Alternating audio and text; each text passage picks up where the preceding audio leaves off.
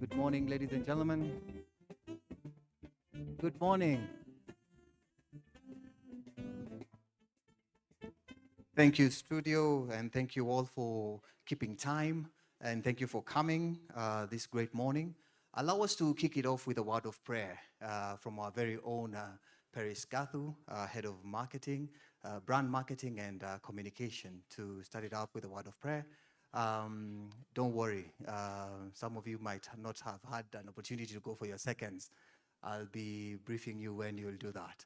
So, Paris, karibu sana.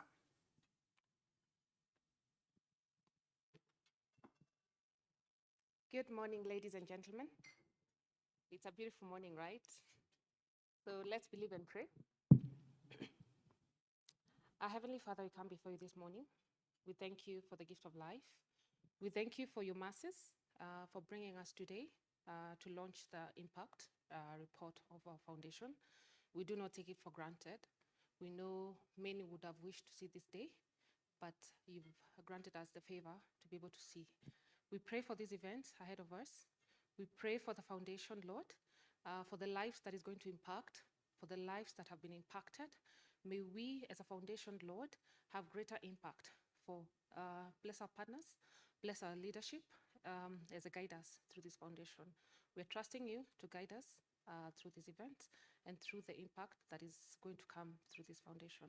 We pray this trusting and believing in the mighty name of Jesus Christ. Amen.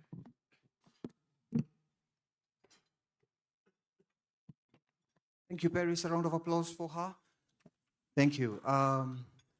Now, allow me to call upon the security for Radisson to give us the security protocols and just for us to feel safe.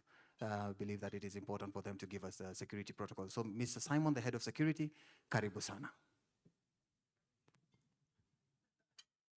Thank you very much. Good morning, everyone. All protocols observed. My name is Simon Moneki from Security Department, and I'm the one who is giving security brief on behalf of hotel management. We are in the first floor in Mount Elgon, and we have put all measures in place in case of any emergency. Today, we have not prepared for any fire drill, so I'm going to give you a slides presentation for a security brief. It is detailed, and I promise you that Radisson is one of the most safest hotels to be. Thank you as you listen. Thank you. Radisson Blue Nairobi Upper Hill Safety and Security Brief. The hotel is conveniently located just 7 kilometers from Nairobi Central Business District and 16 kilometers from Jomo Kenyatta International Airport. We are currently at Mount Elgon Meeting Room, which is located at first floor of the hotel. In the event of a fire alarm, our fire marshals, first aiders and security team will investigate. Should an evacuation be necessary, instructions will be given over the overhead speaker system, clearly marked to fire. Once outside this room, you are advised to head right through the corridor towards the end of the carpeted area, turn right towards the terrace. Continue beyond the Elgon Terrace. You'll find the staircase at the very end, on your right. The staircase will take you to ground floor. Walk past the humidor terrace towards the swimming pool. Upon arrival, you will find a fire emergency exit door with a push bar which you will access. For guests on 2nd to 8th floors, emergency exits are located on either side of the floor corridors. If you happen to be at the reception, lobby area, or the restaurant, you are advised to proceed towards the rear side of the hotel, where you will find the emergency exit with a push bar that will lead you to our fire assembly point. Our fire assembly point is located at the hotel garden, which is located at the rear side of the hotel. In case of any emergency, please do not use the elevator. We have armed police officers on site, and we are just 5 minutes away from both Capitol Hill Police Station and the Anti-Terrorist Police Unit. In the unlikely event of an external threat, the hotel has a designated safe haven for our guests. We can also initiate a full lockdown in just 6 seconds. In case of a medical emergency, we have trained and certified first aiders on standby and an on-call doctor. For persistent medical emergencies, Nairobi Hospital is only a 10-minute drive away, and we can arrange an ambulance upon request. Please take care of your personal items like handbags, laptops, mobile phones, cameras, and do not leave them unattended. When commuting outside the hotel, we strongly recommend using a hotel taxi or an official Uber. Finally, I am pleased to inform you that the hotel has been awarded the Safe Hotel Executive Award, the highest recognition by Global Hotel Security Standard Certification. Thank you and have a productive meeting. Thank you very much. Thank you very much. Please, I do hope you have paid attention to the security protocols. Kindly, at this particular point, they have reminded us that there is no fire drill that we are expecting. So in case you hear of an alarm, and we are not even expecting an alarm, we are anticipating to have a great event this morning. I'm writing on the protocols, Chairperson, Britam Foundation, Dr. Peter Munga, Chief Guest, and Board of Directors present. Britam Group Managing Director and CEO, Mr. Tom Kitongo. Board members are represented here as well. Our partners, development partners, the Britam executive committees present, members who are present here this morning, members of the Fourth Estate, ladies and gentlemen, and friends, and as well as our online friends. I want to welcome each and every one of you to our very own Britam Foundation launch and the Impact 2025 Impact Report launch this morning. My name is James Cairo, and I have something for you this morning. I want you to turn to your neighbor and tell them you're fast. Everybody here remembers their fast. And it could be your first day while you are planting a tree, first day when you are fetching water. For some of us, I grew up in the coastal areas, and we used to fetch fresh water from school. Please, it is not trauma, it is just me speaking about it. Everybody remembers, and everybody has a story, especially within the African setting. So I want you to speak of your fast. What was that fast impact? What was that first tree that you planted? And we are actually talking about enriching lives in Africa. So turn to your neighbor on the left and the right and tell them your first story and your first impact story and what you have done afterwards. I know, you are expecting me to continue with the story. No, turn to your neighbor and tell them your first. Yes, your first. Yes, it could be how you were sent to fetch water. For those who fetched water, it could be how you planted a tree during the rainy season. Some of us have more than 10 stories. That is perfect. So you could see us in suits and ties, but we always have a story.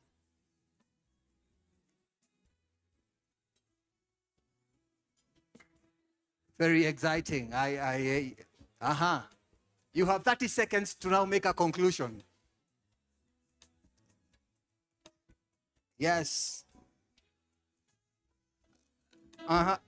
Remember, it's about impact. Some of you are looking at ChatGPT to remind you of your first story. All right.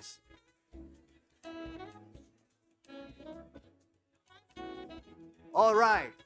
Thank you. Thank you. See how amazing that was. The first tree that you ever planted. I hope it survived. The first time you were sent to fetch water. I hope you remember it well. Because everybody in this life has a water story. They have a tree story. They always have a first in terms of the impact that they created.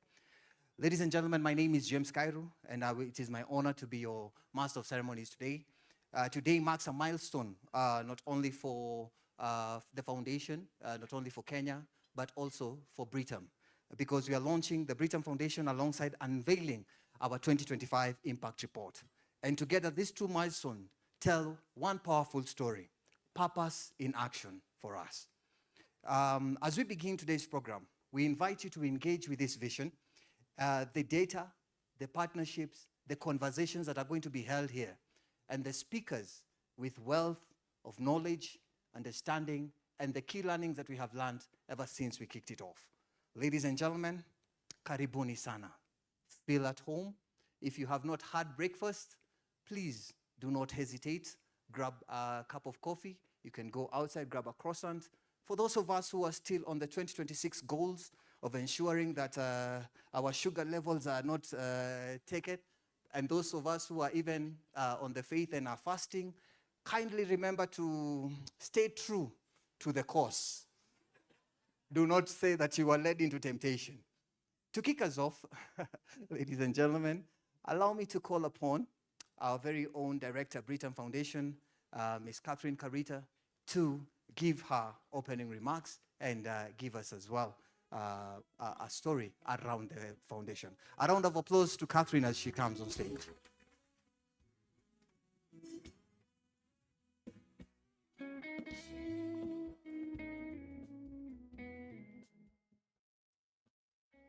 Morning and a warm welcome to this momentous occasion as we launch the Britam Foundation and as well as our Fast Impact Report. We thank you so much that you could join us this morning and be part of this milestone. So I will go on the protocol already established and go right into my opening remarks. Today is not just the launch of our foundation, But today we are making a public declaration of a belief that business, when guided by purpose, can be one of the most powerful forces for good in society. Britam has been part of this region's journey for decades. We have insured lives, we have invested capital, we have managed risks and supported growth. But behind every policy, every investment, every balance sheet, there has always been a deeper question, quietly asking to be answered. How do we ensure that the prosperity we help create is shared, sustainable, and transformative? The Britam Foundation is our answer to that question. This foundation exists because we believe that impact must be intentional, that good intentions are not enough, that real change happens when purpose is structured, measured, and pursued with the same discipline we apply to business. We are launching the Britam Foundation at a time when our communities are asking hard questions about access to healthcare, about the quality of education, the health of our environment, and the resilience of future generations. These are not abstract issues, they are lived realities. And they demand more than charity. They demand partnership, long-term commitment, and solutions that endure. Our focus is clear. In health, we're committed to protecting life and dignity. In education, we are investing in opportunity because knowledge is the most powerful form of insurance against poverty. In the environment, we are acting as stewards because growth that destroys its future is not progress. These pillars are not standalone initiatives. They are interconnected systems of impact. Clean water improves health. Education strengthens environmental stewardship. Healthy ecosystems support economic resilience. Impact, just like life, is holistic. The Britam Foundation is not an add-on to our business. It is an extension of our values. We believe that doing good is not in conflict with doing well. In fact, we believe the opposite, that organizations which serve society earn trust, attract talent, strengthen their brands, and build resilience for the long term. Purpose is not a cost to be managed. It is an asset to be grown. This foundation will be accountable. We will measure outcomes, not just activities. We will learn, adapt, and partner deeply with communities, governments, and fellow organizations well represented here. And we will tell our impact stories honestly, celebrating progress, acknowledging challenges, and staying focused on results. Today, I want to acknowledge the many hands that have brought us here today, with our group board, as well as our Britam Foundation board, our management team present, our partners, our champions at the Britam Group, and the communities that we continue to trust us with their hopes and aspirations. But more importantly, I want to issue an invitation to our partners to collaborate boldly, to our employees to lead with purpose in every role they hold, and to our stakeholders to hold us accountable, not just for returns, but for relevance. Because in the end, the true measure of success will not only be found in financial statements, but in healthier families, empowered learners, and environments restored for generations to come. Today, we launch the Britam Foundation, not as a symbol, but as a commitment. Thank you. Thank you very much, Catherine. Please allow me to welcome you onto a side chat. Amazing. Speaking about purpose, ladies and gentlemen, welcome to the Foundation Fireside Chat. Indeed, the transition is great. You've heard it from our very own director, Foundation. And Catherine, just to speak to the conversation around health and maternal health in particular, what are the wins that you've seen and what is the impact that you have drawn from this conversation? So health and well-being is our flagship pillar. Let me start by saying that. And we have rolled out health and wellness in two distinct programs. One is our maternal health program. And between 2024 to mid 2025, we rolled out a pilot in Kibera to address the issues around maternal health. Because as we all know, our maternal health mortality rates are way above what is recommended by World Health Organization. And we believe in protecting families, we believe in also empowering women. So our maternal health, the pilot, we enrolled 305 women, and we gave them some empowerment from knowledge-based on the phone to groups led by community health workers, and then also to access to healthcare facilities. So we worked with various partners like Malaika and CFK to be able to give that ecosystem and to be able to walk the journey with these women who may not have access to insurance, may not have access to the healthcare facilities. And at the bottom of that was to improve the outcome, where we want people to have a healthy pregnancy with a positive outcome. And also we worked with them 6 months postnatal just to ensure the health and wellness of the mom and their babies. Great. And when you spoke about numbers in terms of impact, how many women and families have you been able to reach through this pillar? So the pilot was 305. Those are the specific women. But if you look at it from a family perspective, it probably for every family, for every woman, you're impacting about 5 or 6 of the family members, because the women are the pillars of the families. So the very existence of that woman has a ripple effect on the child they're carrying, their children at home, and their parents. So if you look at the multiplier effect, it probably would be about 1,000 plus lives just from our pilot. Yes. But because it is an area we want to scale up, we will be looking at it this year from a county perspective. So we want to work with UNFPA to scale this project to look at Nairobi, not just specifically Kibera, but Nairobi and maybe another needy county like Kwale, and then we can be able to drive bigger numbers there. Okay, well done. Let's talk about the water conversation. See, everybody has a water story in here. And perhaps you tell us about the water conversation and the water pillar and what it addresses specifically, and the quick wins that you've been able to achieve specifically within this pillar. Yeah, that's a good question. And we might take water for granted for those of us who have access to water. But water is life, and in a lot of places in Kenya, water is not really running off our taps. So when we looked at water as a basic need for life, we also realized that water, lack of it thereof, is affecting a lot of our children in early primary years, because with lack of water, it means our children are not going to school first. They're first going to fetch water. The water they're fetching is not necessarily very clean water, because sometimes you're fetching surface water. So then it also has the ripple effect of waterborne diseases. And by the time some of these learners go to school, it's in the afternoon, they're tired, and some don't even go in some of these areas we have visited. So what we did, working with another of our very strong partners, Davidson Shortlift, is we looked at some of the schools that are needy, and we looked at rehabilitating existing boreholes by using solarized pumps and also creating storage capacity, so that during the day, as the sun is out, they're able to pump enough to store for use later.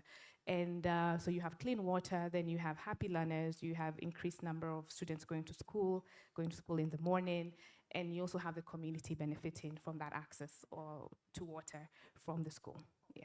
And in the spirit of enriching lives in Africa, how many countries have you scaled this pillar to? So our biggest impact has been in Kenya, but last year we did extend this to Uganda, Tanzania, and projects in Rwanda, which are ongoing. So out of our footprint of 7 countries, we could say we have been in 4, and we intend to do more schools, especially in the region, but also continue to also do a bit more schools in Kenya. Over the past year and a half, we have done about 70 schools in total, an impact of close to 100,000 lives for learners' perspective, and other communities as well. So we will continue to use water as a way to elevate health and also elevate education. Excellent, excellent. I hope you're getting the numbers in terms of the impact that we're able to do and how they're coming up and how it's being scaled towards Africa. There's a big conversation around the environment, and I know the environment is one of your pillars as well, and our pillars. Please note that for this context, I'm using yours because I am the host of this podcast, just to keep the conversation going. So tell us, please speak more about the environment and the impact that you've been able to do towards the environmental pillar.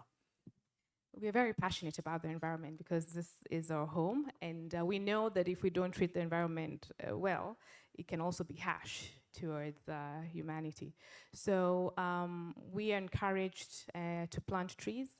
It's something we're doing for two reasons. You know, the whole idea of having green cover does really improve our weather patterns and predictability. That's number one. We are ambitious to commit to 60 million trees as a group in our next 5-year strategy, so between now and 2030. And we have started, and of course, planting large-scale trees requires us to also time when we have rain, so that we have a higher level of survival rate.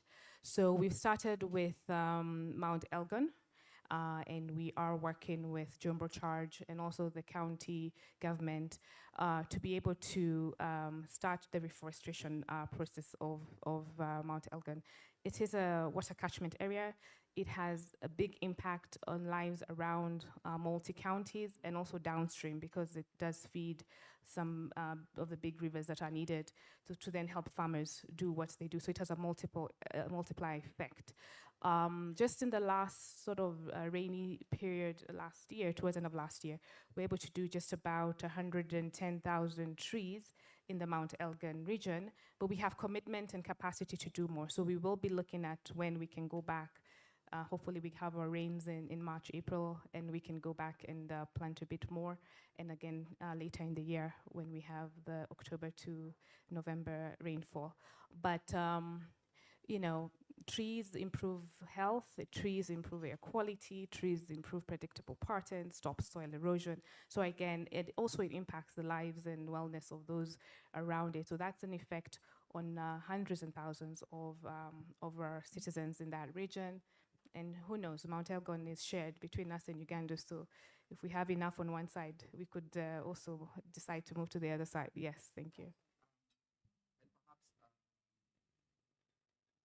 Just to wind it up and close this session, perhaps a parting shot and a word. And I know you came out boldly and you spoke about to our partners. What's the word to our partners in terms of investments and in terms of taking up the opportunities that are presented before them?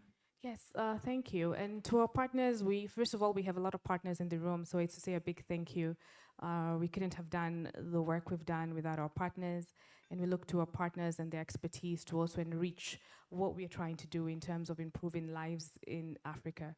And it's to also a call, as I said earlier, to invite more of our partners to enable us to scale more of what we're doing. We'd like to plant more trees, we'd like to help more mothers, we'd also like to help more learners. So we are calling upon our like-minded partners with a shared value to join in so that we can together go further.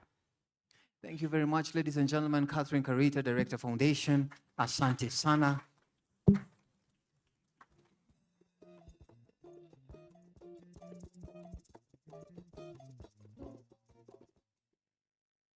Gentlemen, I would like to now have the honor to invite our Group Managing Director, Mr. Tom Gitogo, for his opening remarks. Mapenzi wala sio mali, usichoke kula huu ugali. Wako wanaokula wali, wanaomba warudishe mali. Na kila siku situkizali. I hope that song is not meant to give you an indication of my age set. It is meant to reflect community, the communities that we work in. So, distinguished ladies and gentlemen, allow me to appreciate and recognize the presence of our foundation chair, Mr. Peter Monga, the foundation directors, represented here by George Odo, and our newest director, Leonard Idao, and our holdings board director, Celestine Munda, our colleagues, and our very important partners. I see Edward here from Davies and Shatleaf, our friends from Oxfam, our friends from FSD, and many, many others. We actually consider the community as our partner, the schools that we work with, and so on. And I was happy to hear Catherine talk about the trees and some of the activities that we do. One of the things I'm trying to change is to move from planting trees to growing trees. And one of the commitments we have as a group, and the foundation will be the biggest player in this, is to grow 60 million trees in the next 5 years. The engineer in me and some of the actuarial colleagues we have tried to work out how much that translates into trees per day. How many trees we would have to plant per day to arrive at, please substitute plant with grow, because I might keep saying plant, but I really mean grow, to get to 60 million, but we are determined. This is a challenge that all our colleagues, including our regional businesses, have committed to. So no one in this room needs convincing that sustainability is no longer optional. And in Britam, perhaps not surprisingly, we don't take it as a corporate accessory. It is a strategic pillar that is fully embedded in our strategy and in our daily operations, because that is how we will secure a long-term relevance to the communities that have given us a license to do business. Our foundation plays a very critical and central role in this aspiration. It's a shared value engine that has been designed to support communities, strengthen the stability of the markets that we operate in. It's through our foundation that we look to contribute to building healthier, more empowered, and resilient societies. It is a reality, particularly in this part of the world, that everywhere you look, you will see parts of our communities whose health is vulnerable, environments that are degraded and constantly being degraded, social inequities, which are risks to our environments, and they undermine economic stability, they disrupt livelihoods, and they ultimately, therefore, threaten business community. And that's largely why we are deliberate and have a forward-looking strategy in ensuring that we play our part in de-risking the communities that we work in, especially in those vulnerabilities that I have mentioned. These vulnerabilities have actually played a key role in or were central to the foundation determining the pillars that we will focus on, because there's so much to do. We all need to do it together, but to do it effectively, our foundation pillars are health, and Catherine has spoken about that, because we need healthier societies. Education, our greatest ticket out of poverty for a lot of our communities is a good education. We need to take care of our environment. I actually consider trees as the lungs of our planet. That's one of the ways we take care of our environment, but there are many others. We know that in this part of the world, a big chunk of our economy lies on the back of the informal sector. So entrepreneurial encouragement is one of the things we want to play a part in. We do not have enough formal jobs for our youth, and we need to encourage a lot of our youth to consider being entrepreneurs. So these pillars also mirror closely our group's strategy, the Britam group, and they represent the areas where our social investment delivers the highest long-term return. Now, as Britam, we have funded a lot of the activities that Catherine and her team will be sharing with us, and also in the impact report that you will see. But we would have been nowhere near successful without the partners. The one thing you appreciate, and it can be depressing if you allow it, is the enormity of the task that lies ahead. But with strong partners, and we have seen a lot of willingness from our partners, we believe that the little we do will go a long way in increasing the resilience of our communities. Looking ahead, our vision is clear. The Britam Foundation is an investment that ensures equity, stability, and a thriving Africa. And that is why our clarion call is enriching lives in Africa. I hope it hasn't changed. No, it is the one, yeah. Ultimately, resilient communities form the foundation of resilient insurance and resilient financial services. Our future depends on the stability of the societies around us. As we move forward, let us affirm our shared responsibility to deliver impact that endures, impact that strengthens the markets of tomorrow and ensures prosperity is not only created, but it is shared. Thank you very much.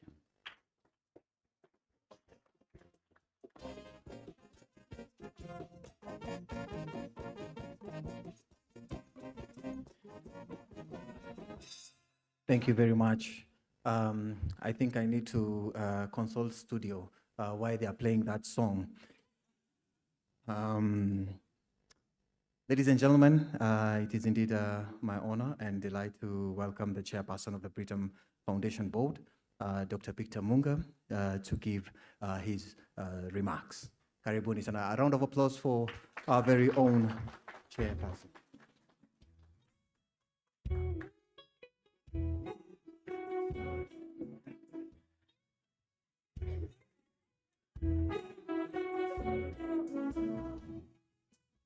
That's a nice one.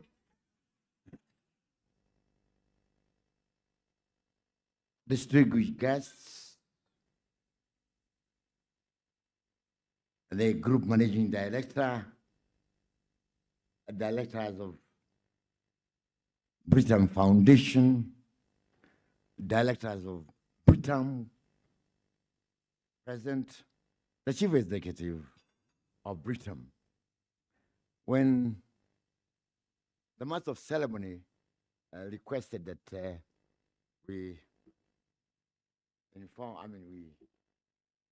have a short discussion with your neighbor about something that he recalls that is relevant to our occasion today. I remembered how, when I was 8, I was fed because of the starvation that was around in my area by no other than Idi Amin Dada of Uganda. So it transformed my life. And indeed, he facilitated me going to school, passing through the camp where they are because I would be served with some remains every morning and in the evening as I went back home. So he transformed. As cruel as the history tried to depict him, he was very kind to me.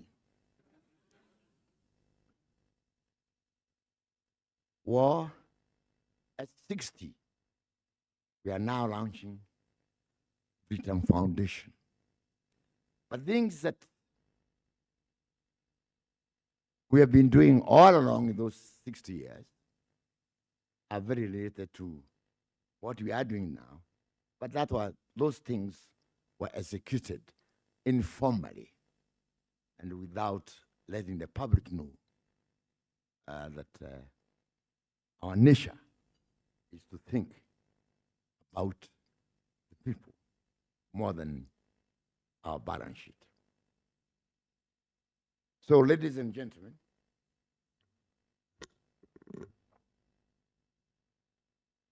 there are moments in life of an institution when numbers are insufficient, when balance sheets,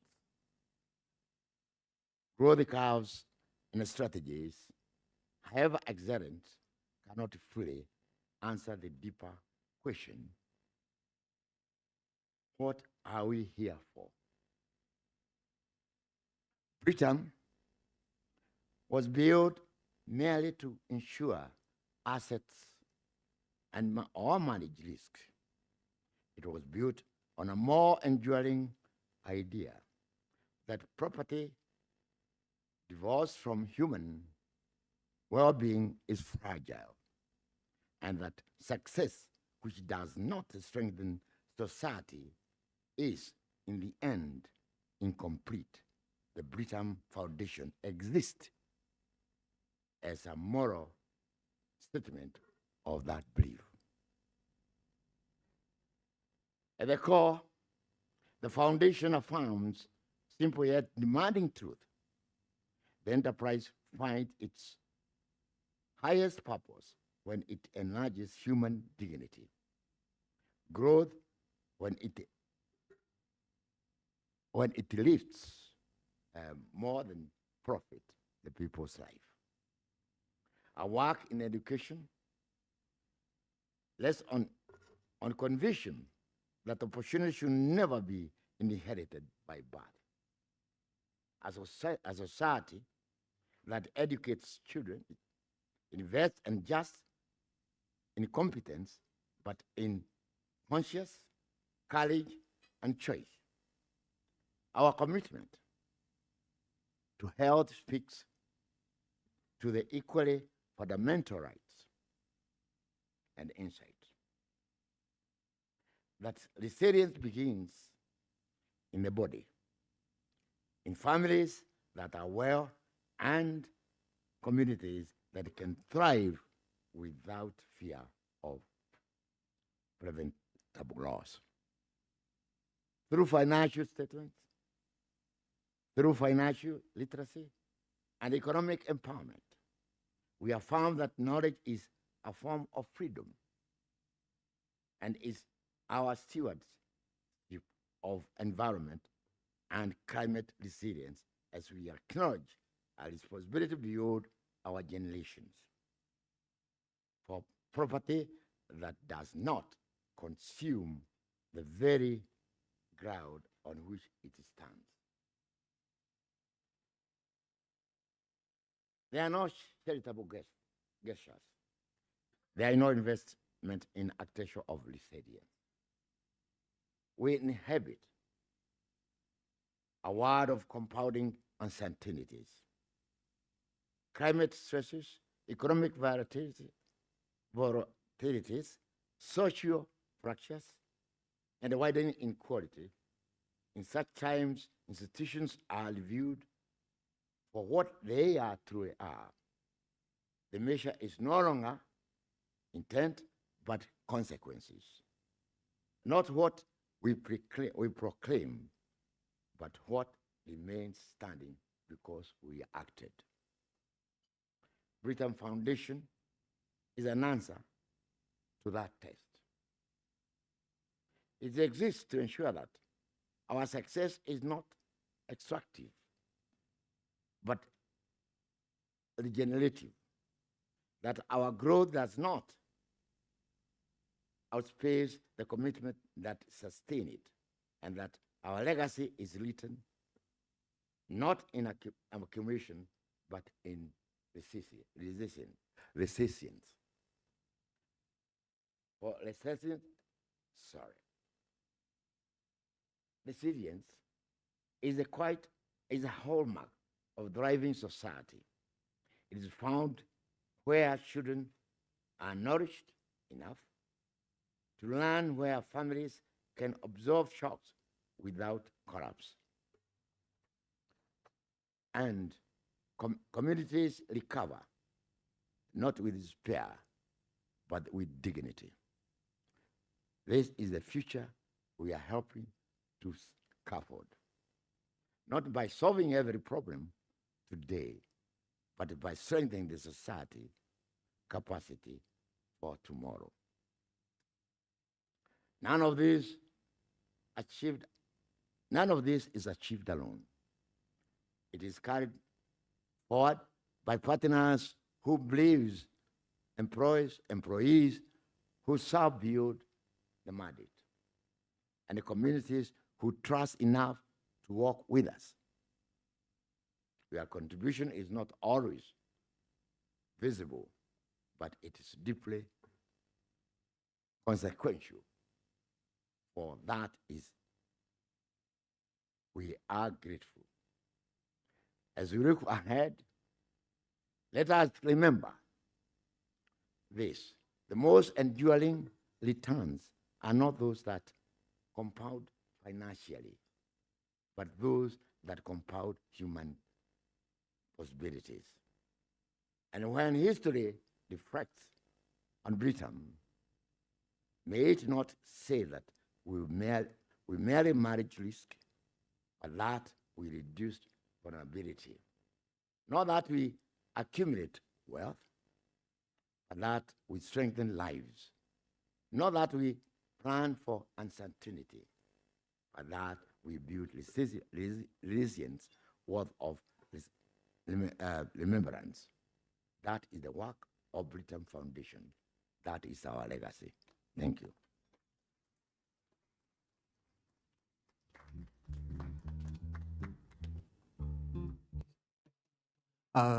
Another round of applause to our very own chair. Ladies and gentlemen, for those inspiring words, thank you so much, Dr. and even for the impact and legacy that you continue to, and the words of wisdom that you continue to pour onto us. I don't know why the DJ did not give us that song as he was going downstage. It looks like my DJ went to the group of schools and the chair was ready. You know, we are in celebratory mode. Okay. Chair, we dedicate that song to you. I saw you rekindling, yes, your moments. We need to look for another song for the GMD as well, so that at least he may dance a little bit. All right. With that, ladies and gentlemen, I want us to bring your attention to the screen.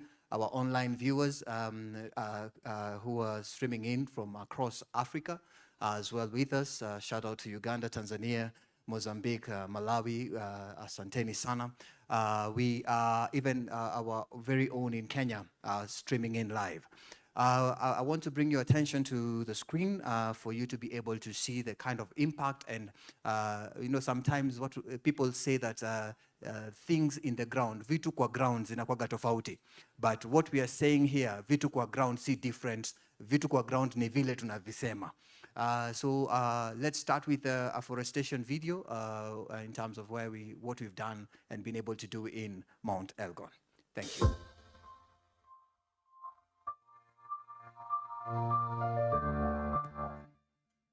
Today we are here in Mount Elgon.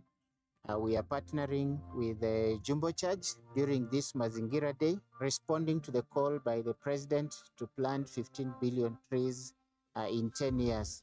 As Britam, as part of our commitment, we have planned to plant 60 million trees within the next 5 years in support of government agenda of climate restoration. We've started here in Mount Elgon, particularly Kiptogot Forest, and we are here together with the community that takes care of this forest. And our agenda today is to plant 200,000 trees utilizing this short rain season. But we are clear that in our strategy, we will continue coming back every rainy season so that we achieve our 60 million trees in Mount Elgon and other areas of the country. Today we are here because it has been a tradition of Jumbo that every year we organize sporting activities. We started in May. We did the World Environment Day where we had a marathon, and now October we are having our signature annual event.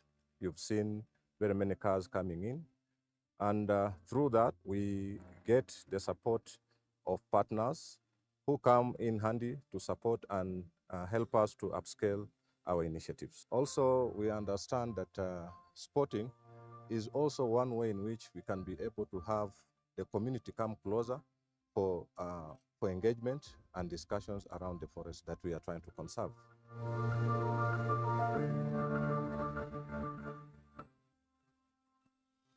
Nataka nichukue nafasi hii kushukuru partners ambao wamekuja kupatana pamoja na sisi kwa sababu ya siku ya leo ambayo ni siku ya mazingira. Sisi tunafanya upanzi wa miti, lakini wakati wameweza kuja pamoja na sisi, wametusaidia kununua miche zetu na kutusaidia katika livelihood yetu.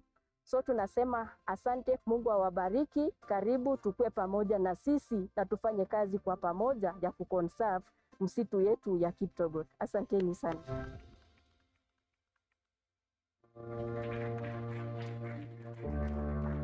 Yes, thank you. Thank you for that. I'll be asking questions after this, like questions like, what is growing trees in Swahili? I know one of the partners mentioned, and again, ladies and gentlemen, just to recognize that Jumbo Charge is in the room. Yes, a round of applause for Jumbo Charge. The team from Jumbo Charge is in the room. They are in the room, actually. They came in today, not rolled up in sleeves. They are in suits. So, yeah, so mambo kwa ground, iko sawa.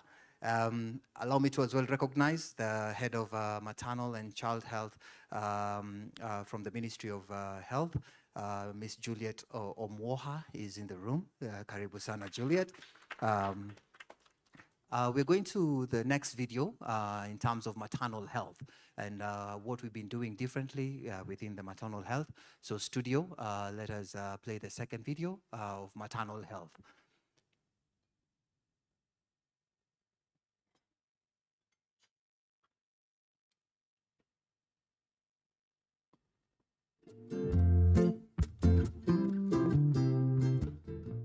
Today we're here in Kibera to continue with the Lea Salama program that we launched last year.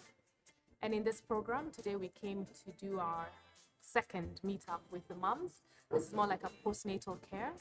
And we came to just continue with the empowerment, parental empowerment. We came to talk about lactation. We came to talk about family planning. We came to talk about just well-being of the baby as well.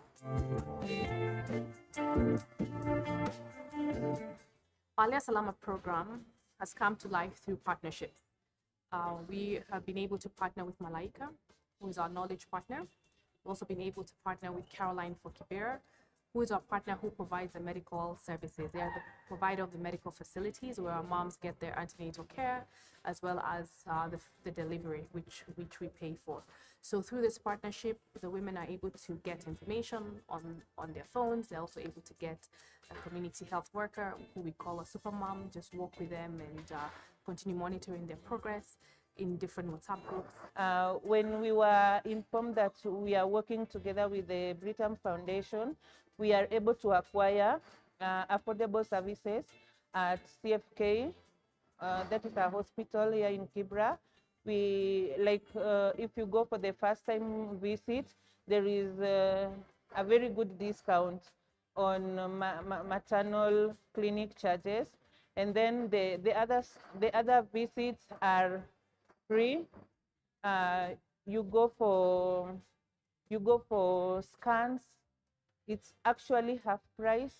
Even the delivery cost is very cheap. Niko hapa kushukuru Britam Foundation kwa hii journey, wamenisupport sana through pregnancy journey mpaka nikajifungua.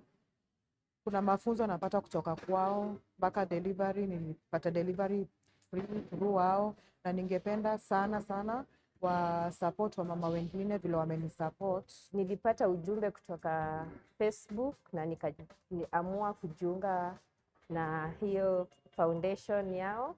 Kwangu imenisaidia kama mama, wanatupa ujumbe kupitia rununu kwa vitu, kwa kila kitu inaka kusaidia kwa mtoto. Wanakupa ujumbe kila siku kuhakikisha kwamba unafuatilia vile mtoto anavyokuwa katika tumbo hadi wakati tumejifungua. Wamehakikisha kila mwanamke mwenye ako kwa hicho kikundi amepata mahitaji anayohitaji. Hata wametuunganisha katika vikundi, tumepokea zawadi zao, wametusaidia na vifaa zinazotumika kutoka kwa mtoto, mavazi hadi pampers za mtoto. So I really thank Britam Foundation for coming together with Malaika Moms to support us. The support that you are giving us is not only, let me say, it's not only financial support, it's more than financial support. We do this to really leave a lasting impact. We believe strongly that we must give back to our communities, and we believe strongly on the family unit. So we believe the journey begins at inception. So for us, taking care of the mom and the baby is important. We also believe that no woman should die giving birth. So that's why we do this, just to make sure that we're improving the outcomes of pregnancy, especially for the most vulnerable who feel that they can't afford going to hospitals, the insurance is a problem. So we come in and bridge that gap, just to make sure that the family unit is healthier, because with healthy moms, then you have healthy families. Indeed. Another round of applause, ladies and gentlemen. Yes, thank you. On to our next speaker, who's going to talk about state of maternal and child health.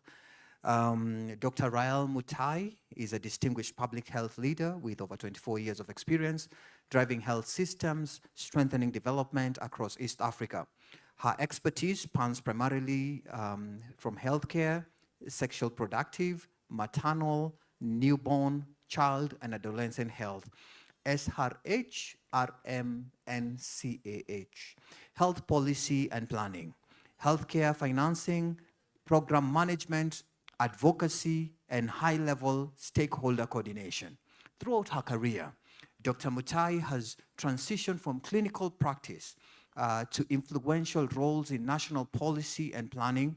Her previous leadership includes serving as the Deputy Director of Medical Services at Ministry of Health, Senior Program Coordinator for the UN Joint Program on RMN, CAH, stroke, HIV, and GBV, and Senior Regional Technical Advisor East Africa at the Liverpool School of Tropical Medicine, where she supported programs across Kenya, Tanzania, Nigeria, Togo, and Chad.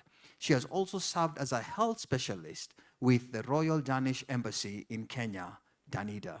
A fellow of the Women Lived Health, a member of Women in Global Health Kenya, Public Health Society Kenya, and Kenya Medical Association. Dr. Mutai holds an MBCHB and an MPH from University of Nairobi, alongside a diploma in leading high-performing health organization from Strathmore Business School, and various other professional certifications in health policy, sexual and reproductive health.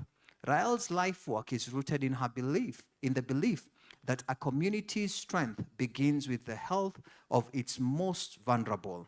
She is deeply committed to bringing the healthcare gap for women and children across low and middle income nations. Ladies and gentlemen, Without further ado, allow me to call upon Dr. Rael Mutai from UNFPA. Please let us appreciate her as she comes through. Karibu sana daktari.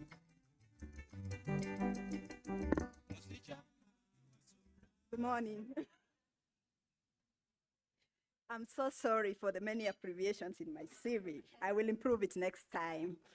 Yeah, so it's really a great pleasure to be here, all protocols observed. I'm here on behalf of UNFPA Kenya Country Office, on behalf of our deputy representative and officer in charge.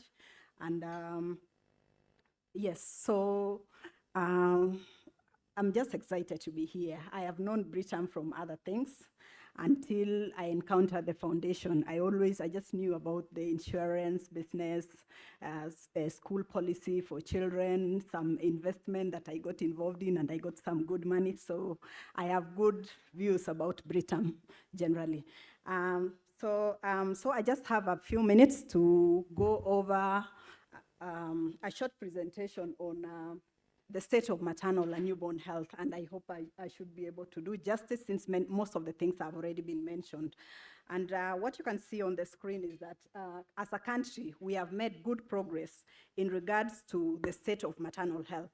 And though we've made progress, especially in terms of access, many women are within 5 kilometers radius of a facility. And, but this is not uniformly available in our country. You go to some parts of the country, still women have to go, more than 50 kilometers to get to a health facility. And because of these challenges of distance and other factors, our maternal mortality remains high as a country. Looking at our level of development, the expectation is that our mortality should be much lower than the 355 that you can see on the screen. And many people are asking what exactly could be the problem, because we believe we've done so much. There's been so much investment, from government, from partners, and many other players. The same thing applies to neonatal mortality, because you remember, whatever happens to the mother during the time of delivery also happens to the baby. So we want to see how, as a country, we can remove ourselves from being off track, because we have the SDG goals that we need to meet by 2030, which is hardly 4 years from today. And so the question is, how do we get ourselves there? The indicators, as you can see on the screen, most things are not very promising, especially on the mortality, on the impact indicators. And our total fertility rate is perhaps shown some improvement over the years, but we have the challenge of teen pregnancy, where 15% of girls in the age bracket 15 to 19 reported to either having been pregnant or were currently pregnant during the demographic health survey. During the demographic health survey of 2022. And on the other side, we see that most of the deliveries are happening in health facilities, so the issue of access may not necessarily be the problem, but mothers are still dying, and even women are coming still for postnatal care. So looking, based on the statistics available and the analytics done, it looks like we are still at the point where we are losing on average 16 mothers per day, which is really a tragedy, for somebody to have gone through their pregnancy, and when they come to deliver, then you find that they are losing their lives. In the same breath, we also lose up to 92 newborns every day, which is really, very sad statistics. Looking at the maternal mortality in Kenya, the trends over the many years, starting in 1998, when we had our first demographic health survey, is that the trend has been going down, goes up a little, comes down, then looks like it is stuck. Between 2014 and 2022, between 362 and 355, the statisticians say that there is no difference, really, that we did not make progress. So the question is, how can we bring this 355 down to 70 in the next 4 years? And when you look at the trends across the country, it is that we do not have an even picture. It varies from county to county, so that some counties are doing, are actually highlighted. Like in Garissa, when they did the analytics in 2019, it had a maternal mortality of 641, compared to Nyeri, which was at 67, and the national average is 355. And as you can see, all other counties are just fluctuating, somewhere, some above, some below the national average. So the question, this is a manifestation of the inequities in access, in the quality of care, and what generally the people are getting from the health system. To be able to explain the matters around maternal and newborn health, we normally look at the framing around what is called the delays, that women die because they delayed in making the decision to come to the hospital within their own household. Secondly, even when they made the decision to come, that there were factors that, hindered them from coming as quickly as they should have come, either because of the distance, they did not have the money, and many other factors. And finally, even when women get to the hospital, many of them still die. Actually, the confidential inquiry into maternal deaths show that, almost 90% of all the deaths happen within the health facility. And the question was why? If these women have surmounted all the challenges and made it to the health facility, why are they still dying? And so it becomes then a health system problem, that there could be things happening in the health facilities and causing the women to die. And so women die from direct causes and indirect causes. Direct causes is, somebody has bled and they have died. Somebody had obstructed labor and the uterus ruptured and they died. But then there is also the issue of infections. Diseases like severe malaria could cause a woman to die. HIV and AIDS contributes a significant proportion to maternal deaths. There are conditions like anemia, which is a nutrition issue. It's about diet. What are people in the community eating, including during pregnancy? And so we also want to look at another indicator that we track to be able to measure the state of women is the antenatal care. So antenatal care has made good progress. Looking at the first line on top there, the green one, shows that on average, up to 98% of women make one visit during their pregnancy to the health facility. But the recommendation is that they should do up to 8 contacts. So, and when we analyze who does more than 4 visits to the facility, it falls down to 66%. And further, who comes during their first trimester, within the first 3 months of pregnancy, the number even falls further and it goes down to 29%, which means that most women present to be seen at the clinic, but it could be just a few days before they deliver. It could be midway into the pregnancy, in which case certain interventions may not be implemented. And then we've said that most deliveries actually take place in the facilities, but there is still about 11% that takes place outside the health facility. When it comes to neonatal mortality, the newborns that die before 28 days of birth, you find that this one also is an indicator that is stuck between 2014 and 2022. It had come down to 22 for every 1,000 live births, but it is stuck, 22 and 21. Statistically, there is no difference. It's actually a stuck indicator. And that one also shows disparities across the counties, where some counties are doing poorly while others are doing well. So then, since most of the women are dying in the health facilities, what are the issues in the health system that contribute to maternal deaths? We've said that the health system significantly impacts the quality of care. When a woman presents themselves at the facility, the question is, what is available in that facility? The state of the health, are the healthcare workers available? And if they are there, do they have the most relevant competencies to attend to the needs of that woman? Are the supplies in terms of drugs available? Are they able to do the investigations, the many blood tests that need to be done to be able to manage the conditions? And of course, there is always the issue of the attitude by the healthcare workers and whether we are being respectful in managing these women. The country runs what is called the MPDSR, or the Maternal and Perinatal Death Surveillance, which is an accountability mechanism to really look into whenever there is a maternal death, wherever there is a neonatal death, they look into what caused this, so that from that, the system is supposed to learn and improve itself so that another woman doesn't have to go through that. But the reality is that only a third of the health facilities are able to offer what is called life-saving interventions.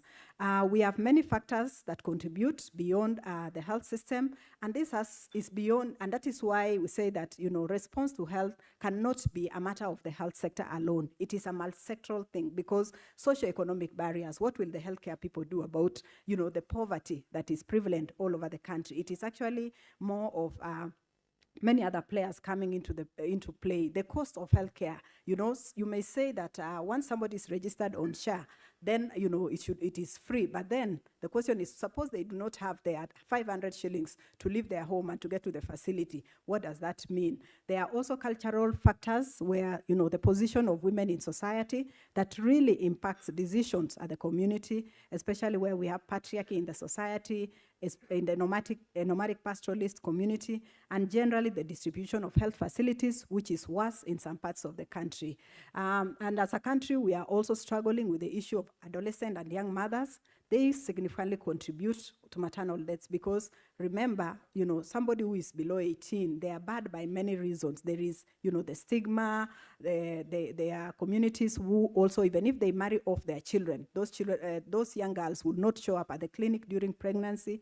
They would not use contraceptions because of the legal implications and all that. So we have the role of, there is need to address, the factors that are significantly contributing or driving teenage pregnancy in the country. So a recent investment, the country has done what is called reproductive, maternal, adolescent, and child health investment case, in which the analytics show that if we just ramped up the interventions that we are implementing from where they are currently, either just modestly or go or take it up to an ideal state, we are likely to save a significant number of women. And going by that graph that you can see, that if we just took coverage for all these indicators to about 90%, instead of saving just 1,610, averting 1,610 maternal deaths, we would be able to go to almost 3,000, which means that we got a lot of work to do to be able to do that. The pathway to impact in our conceptualization, we see that women and girls are at the center of development. We need to empower them through providing quality services, the right information, keeping the girls in school through our various interventions. And that way we can avert the unplanned pregnancies, maternal and newborn deaths, and also child marriage. On the same breath, we need to address the status of the health system to be able to respond to the needs. That calls for political will, public-private partnerships, robust healthcare financing, so that we have improved life, improved economic opportunities and the lives of women, and generally to be able to contribute to the country. The World Health Assembly in 2024 gave broad recommendation to countries to be able to make steps towards ending preventable maternal deaths.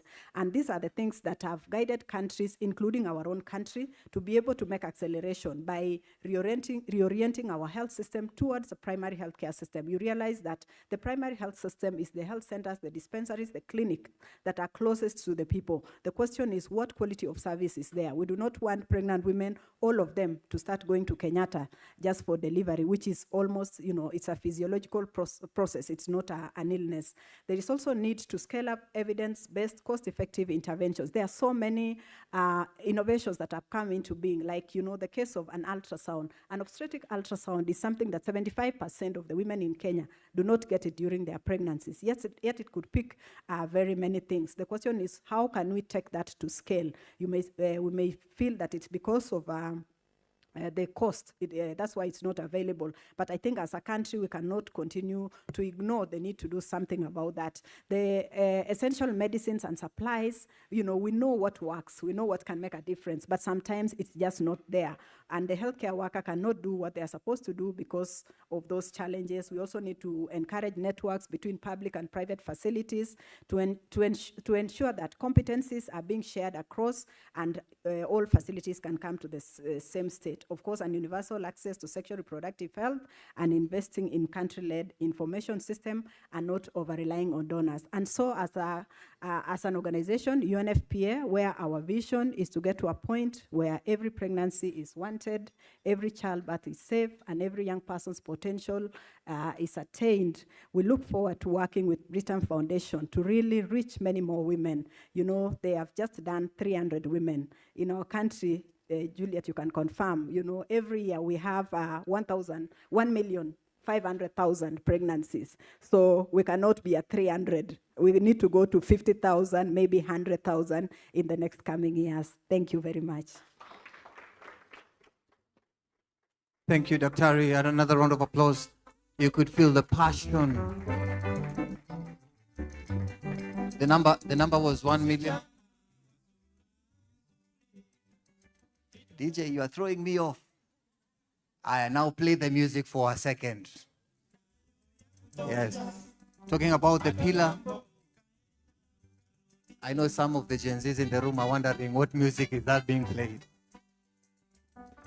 All right, thank you. You're getting me out of script.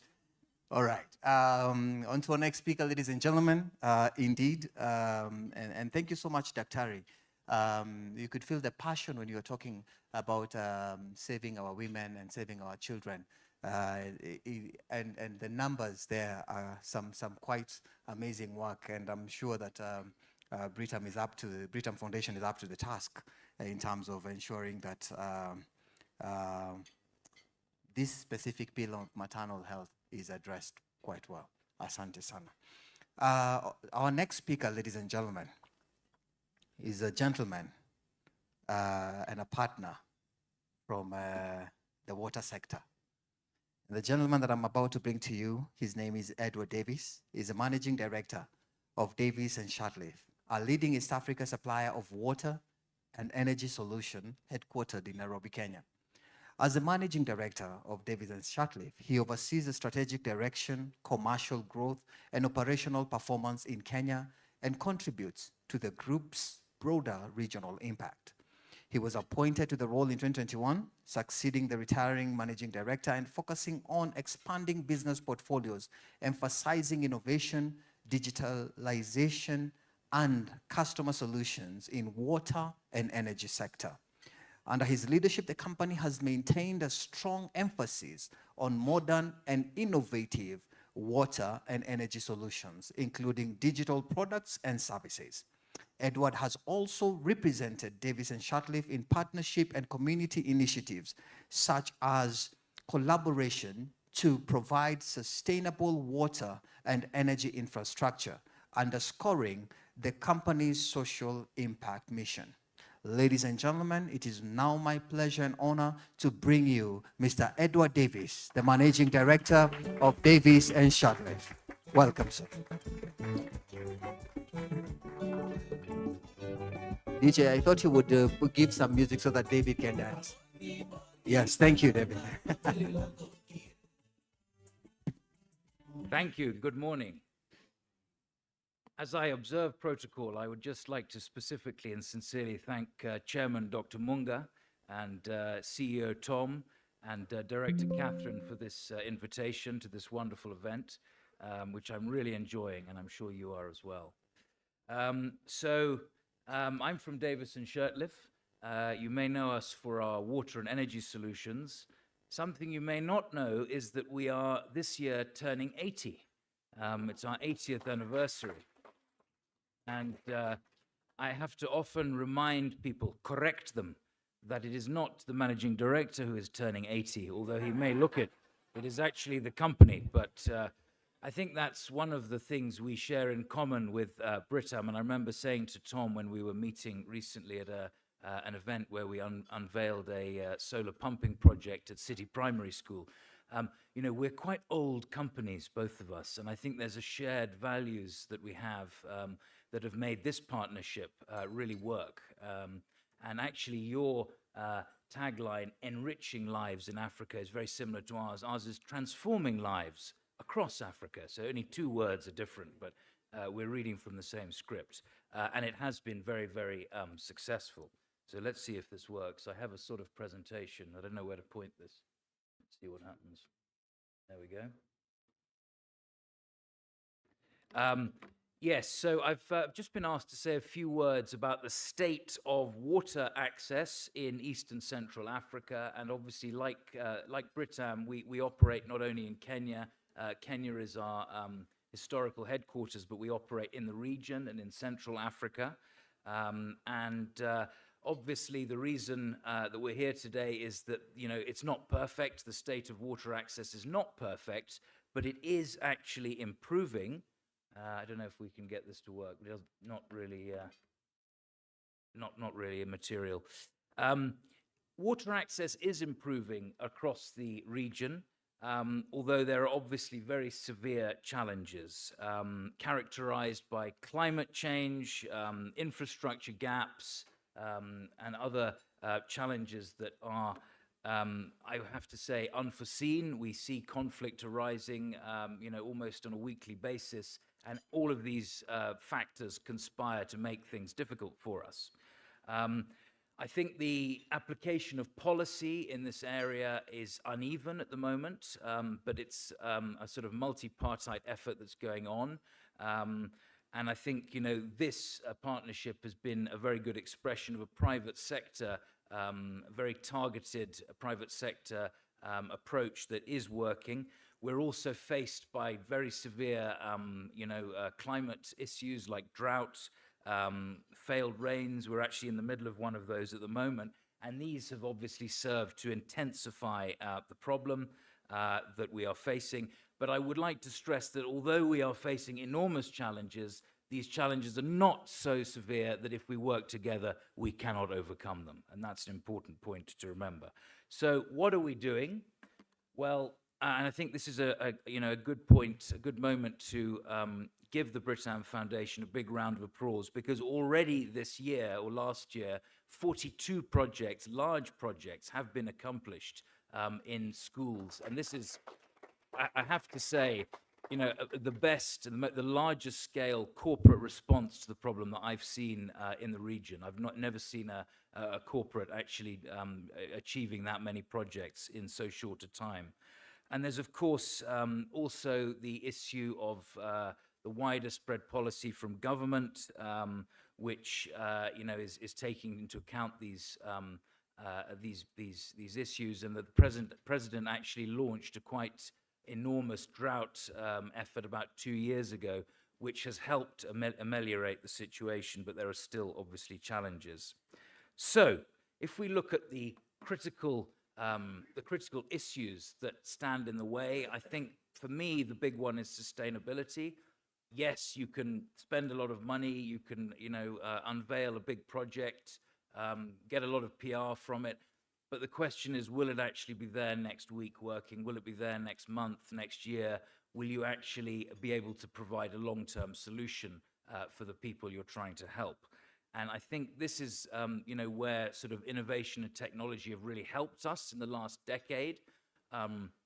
We've seen interesting things happening with solar module pricing, i.e. it crashing, it coming down. So solar module pricing is a sort of 1/10 of what it was about 15 years ago. So solar solutions are cheaper. And we've also seen, quite good developments happening with monitoring of equipment as well, so that we can actually check on equipment that has been installed and check that it's performing.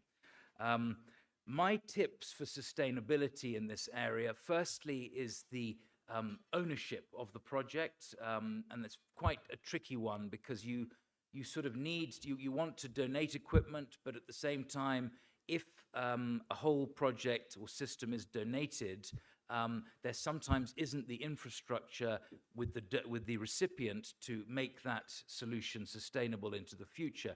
If people have invested in something, they are more likely to value it and therefore ensure its long-term sustainability. So I think this is important, and we have focused, as the Britam Foundation has, on schools, health facilities, community areas where there is an existing infrastructure, and then you make we put the system in, whatever it happens to be, a borehole pump or a water irrigation system or a water treatment plant, and there's this support system around it which makes sure that it's looked after and maintained. So that's the first thing. The second thing is a purely mechanical issue. And I know that Tom is an engineer, and I'd like to maybe do a little test in the room. People know what a borehole is. People know what solar power is. So we're talking about a solar-powered borehole. Who knows how many moving parts there are in one of those systems? How many moving parts in a solar-powered borehole system? Do you have any idea? Who can give me a bid? Several. That's a good one. Well, obviously, with anything in terms of any mechanical, system, you want as few moving parts as possible. And I can tell you that in a solar-powered borehole, there is just one moving part, which is the pump, the impeller going round, which pumps the water up. It's what we call solid state. So the solar power comes in, goes through in a box, an inverter, and it's turned into AC or DC current, which then powers the motor. So one moving part, only one thing to go wrong, and therefore it's very, very sustainable. And we see these systems working for 5, 10, even 15 years with basically no maintenance. So I think that's very important, and it's as long as the modules are the solar panels are cleaned and they are not stolen, these systems can last for a very, very long time, which is excellent.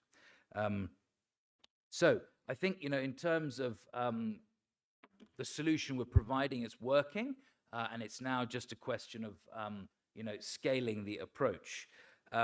What we've done at DNS is try and provide a platform for corporates or other bodies, donees, to find a sort of menu of projects that we've got on the table. And I think this is where it's worked very well with Britam.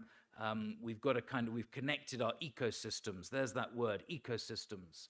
Ecosystems is a word that everybody uses these days, and it's very beneficial. There's actually data and research that shows if you even say the word ecosystem, your share price will rise. So or whatever endeavor you're trying to achieve, if you use the word ecosystem, you are more likely to succeed. So we're using this word ecosystem. But it's true because we have a huge network between us, and we've been able to find a lot of projects, very good ones with schools, with other needy institutions, where we've been able to work together. We've co-funded them. And actually, I've got to mention Noor. Is Noor around? She's around. Noor is, I think, working with Catherine. She's the coordinator, I think, of the projects, and she is actually an ex-DNS engineer. Well done to Noor. She's obviously guided both organizations to this successful outcome. So just as I conclude, not wishing to go on too long, this is what we as DNS have done in the last, I think, 6 years since we launched our program. We're coming up to 900 projects. Already sort of 50, 60 of those have been with Britam, and that's in the last period. So an enormous contribution. And we are approaching 2 million beneficiaries, which we're very, very proud of. And I'm not trying to sort of show off by saying this, because I think actually, we are a relatively tiny company compared to Britam. And so, I think when you get running with this, these numbers will be looking very small, and yours will be, really incredible. So I'm just trying to encourage you to keep going on that. I think it's a brilliant, as I say, achievement so far. We have focused on solar-powered borehole pumping, as I mentioned, because of its sustainable characteristics. But there's also a lot of areas we can look at. Clean energy through solar systems, and also water treatment is a critically required in a lot of different parts of the country, where you have salty water that is riddled with chloride, fluorides, manganese, iron, and there are systems that we can provide which are also sustainable and solar powered, which remove the water and make it drinkable. So there's a lot of areas that we can help in, and I think it's very exciting that we are at the beginning of the partnership now, and we can, as I say, go forward together. So just in conclusion, maybe you would once again like to give Britam Foundation a big round of applause for the fantastic contribution. Thank you.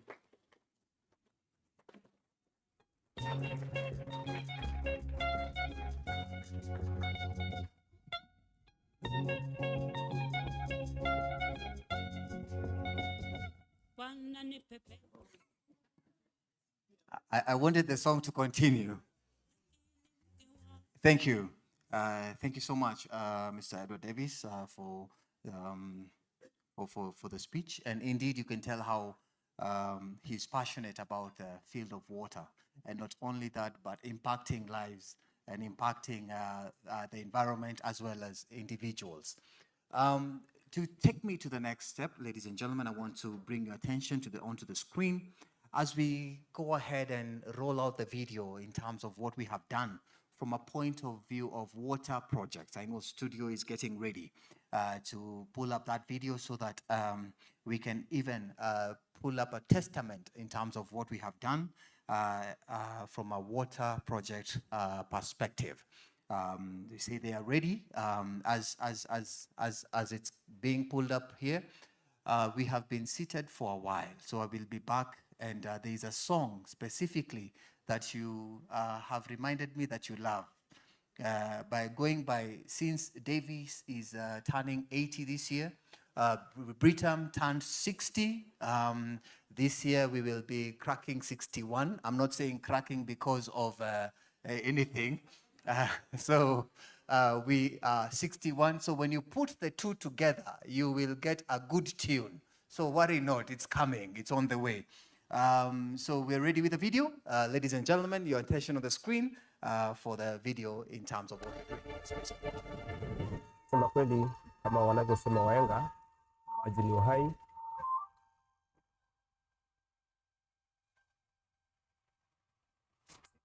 Maji kweli, we have no life.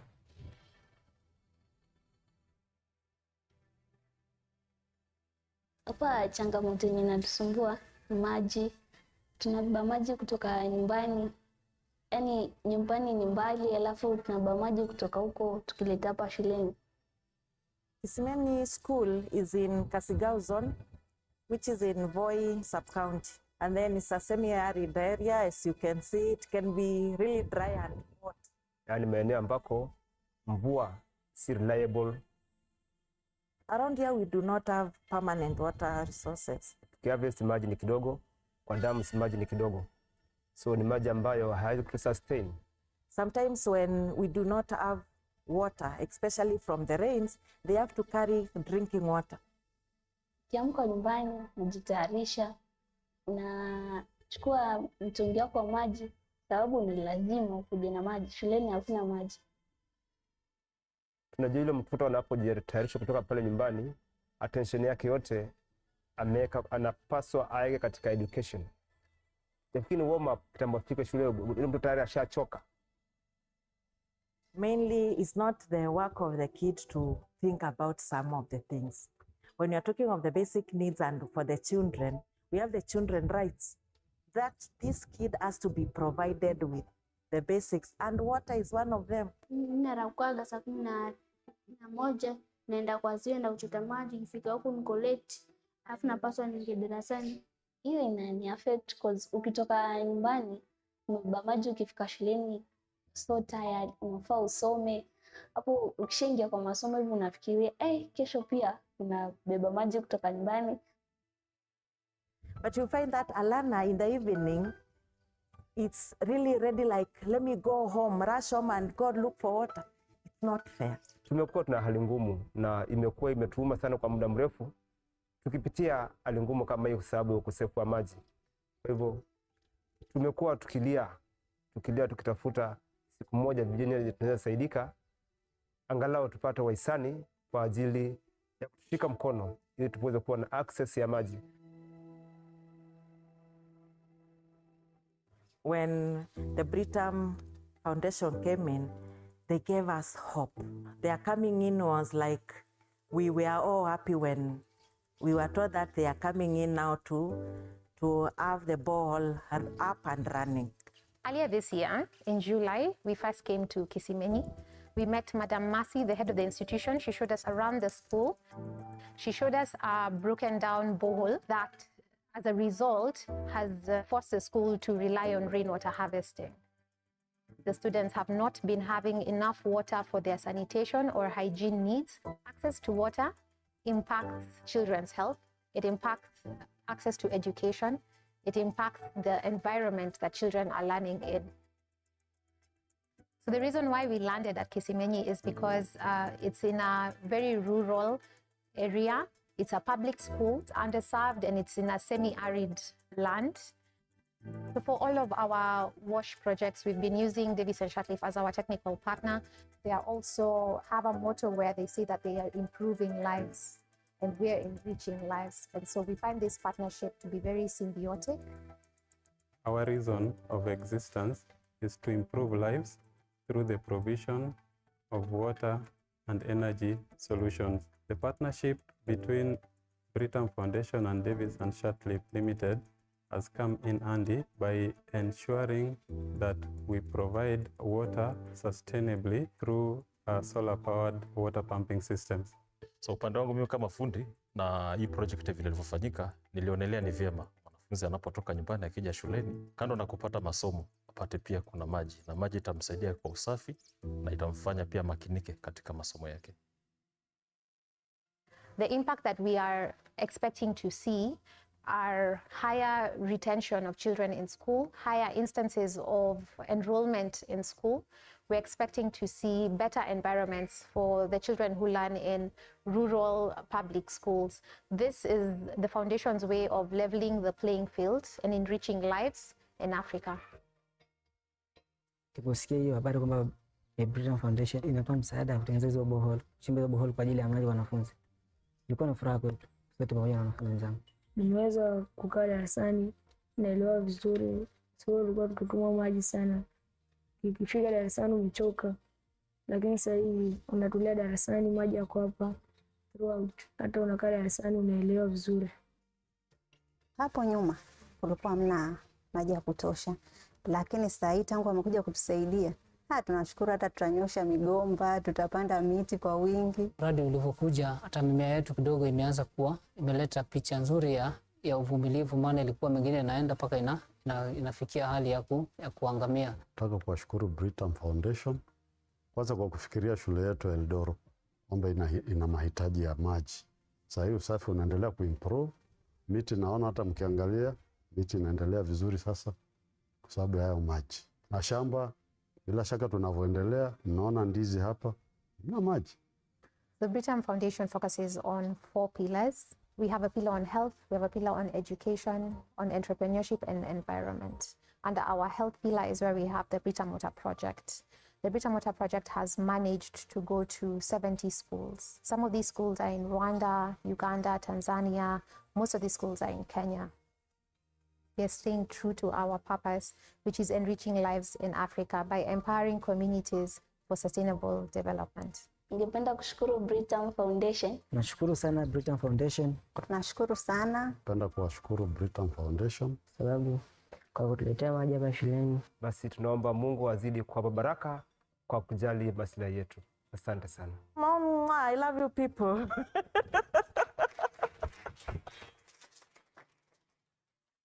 Wow. That is real stories told by real people kwa ground. Now, from the videos, we want to bring a real story here. And ladies and gentlemen, we have a beneficiary right here with us. He's none other than Mr. Mushemi, the chairman of Gatei Primary School, Nyeri, Kieni East. Mr. Mushemi, karibu sana.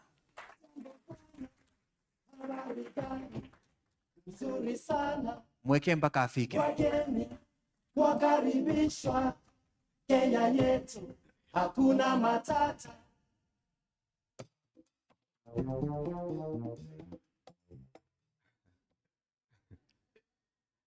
Dr. Martin Luther King said in October 26, 1967, what's your life blueprint? What are you founded on? And I'm privileged today to come to address you, a distinguished guest.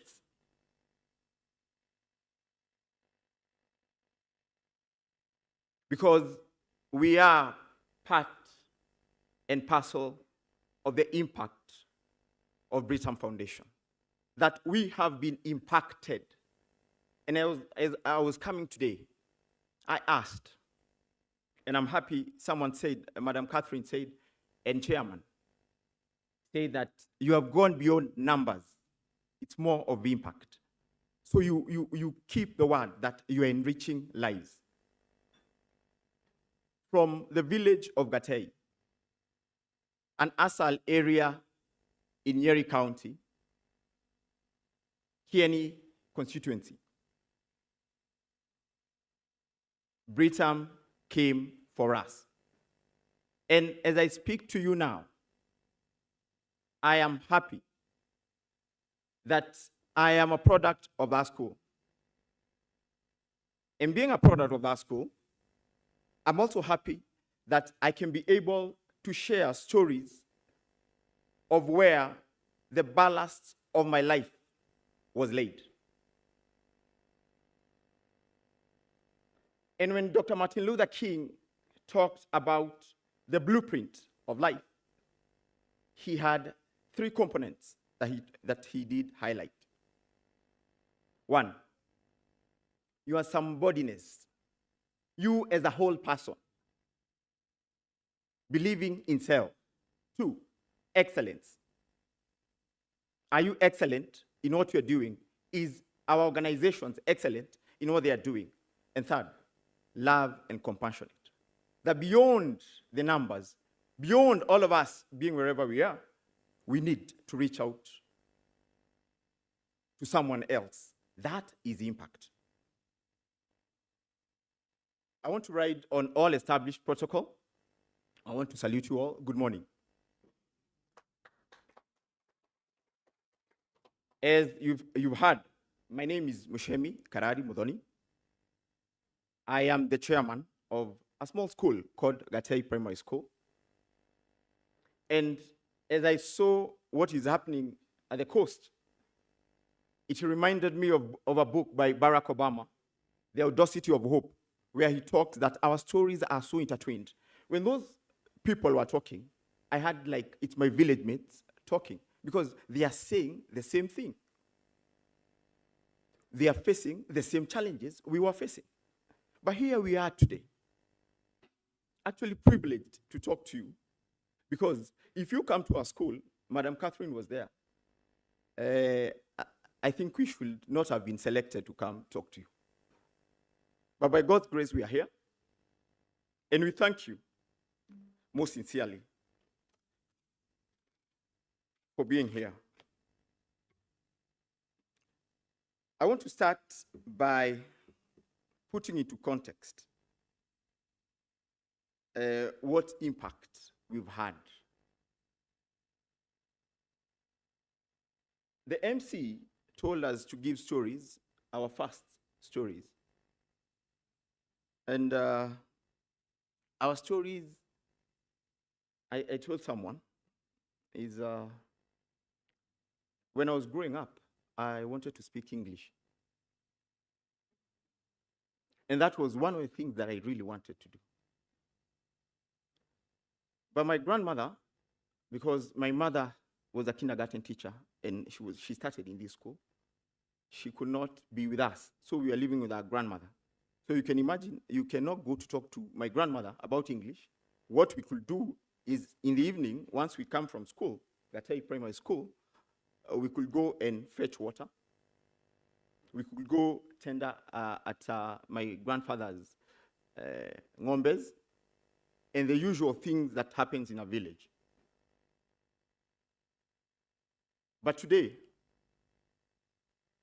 after what happened with Britam, today our children are able to be in class in Gatei Primary School.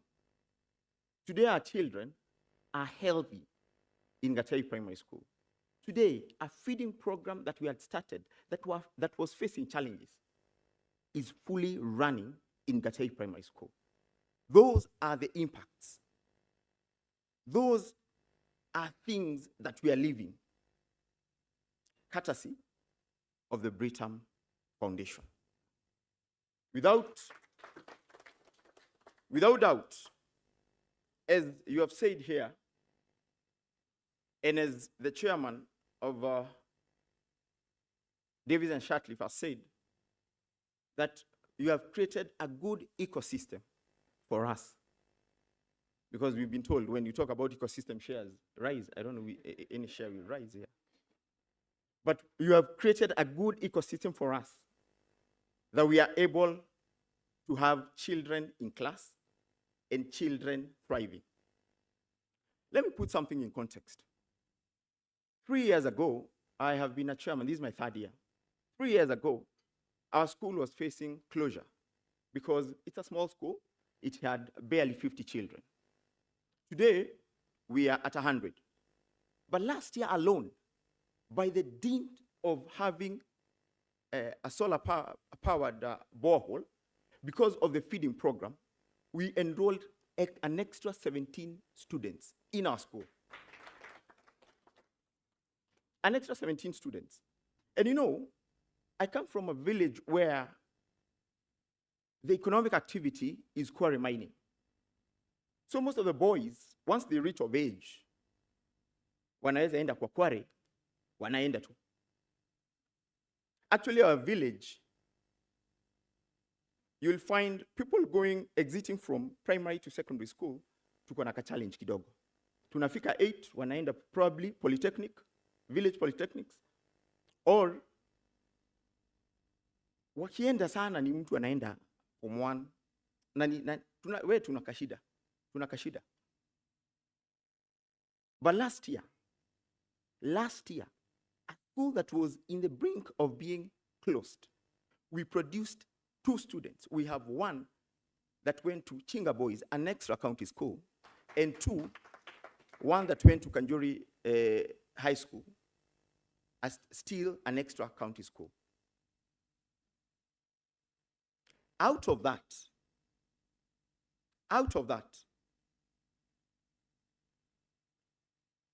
because of the situation in our village, someone came through by the name of the CEO of Cooperative, Mr. Gideon Morioki. They were given a scholarship, 2 of them, that in our lifetime, we will have people who will go through the system of Gatai Primary School, grade 8 up to Form 4, and we are confident they will go to university. So what are you doing to a village? Is that you have created an ecosystem where, in fullness of time, in another 1 decade, we will have a precedent where people can go through Gatai Primary School, don't go to local polytechnics, which I'm not saying are bad.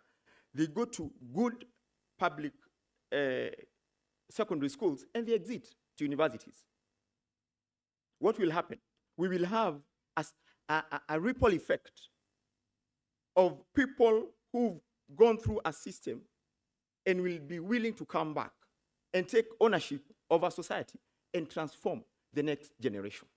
We will, by fault of doing that, we will have, you have enriched our lives, and we will continue our lives being enriched.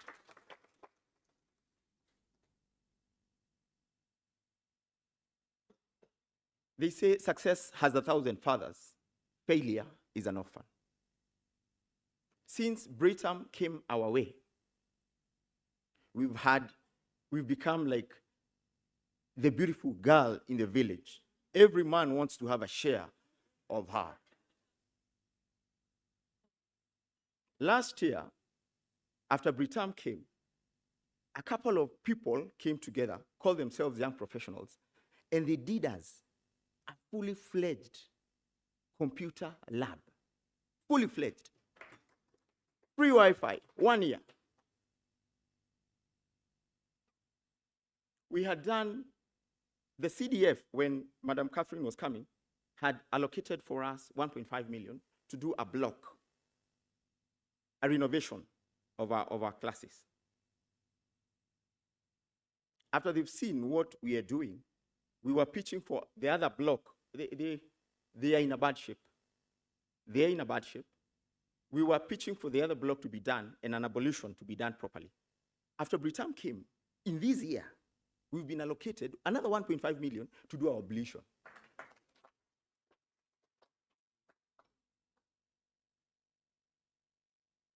I've told you that our boys, 2 of our best, have been given a scholarship through the secondary school to the university.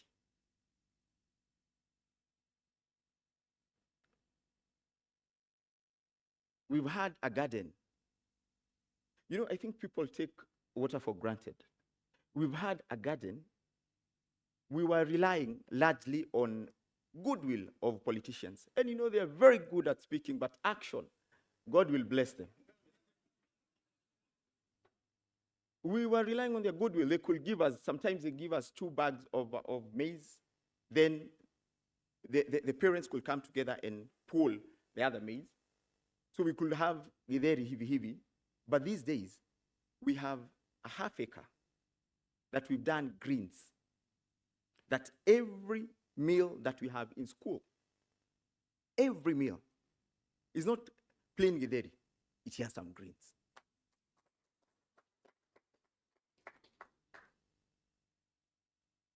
If I stand here to talk about what I've seen, the transformation I've seen, I may take some time. And since I've not spoken in public for a very long time, I may fumble. And I don't want to fumble. But I want to say the following.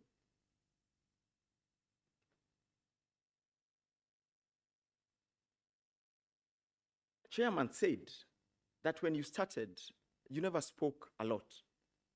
Actually, I think you lived to the word, because the CEO is, I've not met him, but even the way he was speaking, he never spoke so much loudly that like I'm speaking.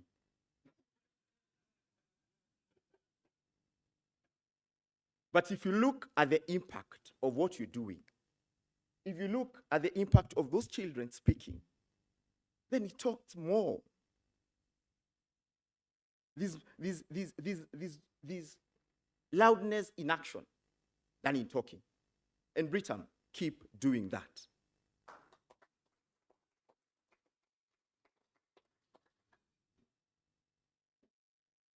As I conclude, while I don't want to look like a beggar, we still have a long way to go as a school. We have a long way. David is here. One of the things that we are doing with the water that we've been given, we've not had anything that can give a revenue to school. We've had a committee that we are working on how we'll be able to meter that water, because every day we have 15,000 liters of water. As a school, we can't consume all of it. So we want to meter it to our local communities so that it can give us monies for operations and maintenance, and also, 2, something for the school. But 2, also having said that, we need a lot of lighting in our school, because it's somewhere. We need a lot of lighting, especially solar lighting.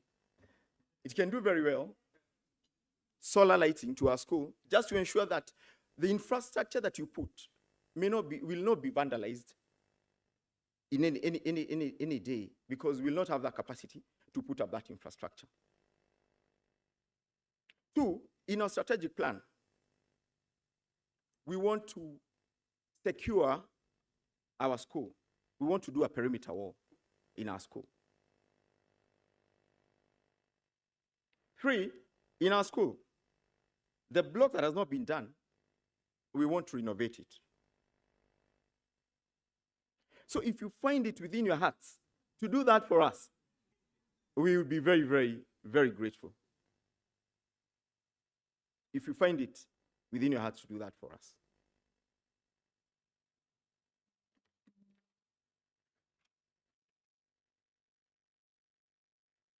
I would want to talk about, as a last point, the intangible benefit that we've had by having what we have, and what you did to us by having that borehole powered. We have seen a paradigm shift. We are in an area whereby you call parents, wanapiga hesabu za tutaacha job, tukuje tumsikize ama tutaendelea na job yetu. The quarry, you know, those people who comes from quarries, you know. Lori ikiingia masaa mbaya, wewe hauko, mawe inaenda na wewe hautanunuliwa. Haitanunuliwa yako. So we had a lot of challenges calling on to our parents to come to school. But there's a shift that you will see even when we call the parents and the community, they have bought in to our vision. That today we can call a parents' meeting and it's attended not only by women, because most of my 3 meetings that I've had, or 4 with parents, 90% were women, probably 2 men. Not all schools. My school, because at least you'll find 10 men. But we had, when we were opening school, we had a school meeting, and 7 men showed up. 7 men showed up. So you're also impacting on the boy child in our villages. So we thank you very much for that. The future remains bright with such partners. We remain committed to ensure that whatever you've given us is a stepping stone to other things. Please continue doing that. Please continue touching lives. Please continue enriching lives. Because bit by bit, block by block, we will create a generation of a transformed society that tomorrow, when we exit, we will have people to continue with our work. God bless you. Thank you very much, Mr. Mushemi. Another round of applause. I am sure if we gave him another minute, he would have still concluded. And concluded again in conclusion. So he's very passionate about the school, indeed very passionate about what he's doing. You see, he's very strategic. He's very strategic, yes, and well done. And we are grateful and even glad to partner with you and even make that impact. The time and the moment that you've all been waiting for, ladies and gentlemen, is here, where we are about to unveil and officially launch the foundation, and again bring it home and even unveil our 2025 impact report, ladies and gentlemen. Kindly, if you may, I'd like to have our director foundation, Catherine Karita, to come on stage. Our group managing director as well, Tom Kitogo, to come on stage. Chair of the board, Dr. Peter Munga, to as well come. Foundation board to come. I'd like to call Mr. Edward Davis, partner, and as well call upon, just please do come on stage, Dr. Rael Mutai from UNFPA to come on stage. We'll be flanking because we have a countdown that's going to be shown on screen. So, and then we're going to go for the unveil moment. This is the time. All eyes on screen, ladies and gentlemen. Settle down. I am a man under instruction right now so that we can be able to capture this moment. I hope you're ready. So the tech team, yes, there you go. Not yet, just one studio. Studio, thank you, studio, for thank you for that. We're about to keep it running. Thank you. Santeni Sana there. That's fine. Ladies and gentlemen, are we ready for the time? Are we ready for the moment that we've all been waiting for? Yes. Just one more second, just for alignment purposes. Yes. Super.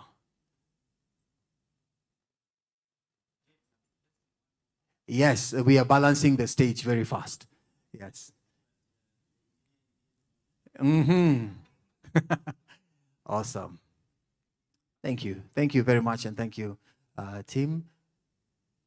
Just a little bit of interchanging. So Tom, now the yes.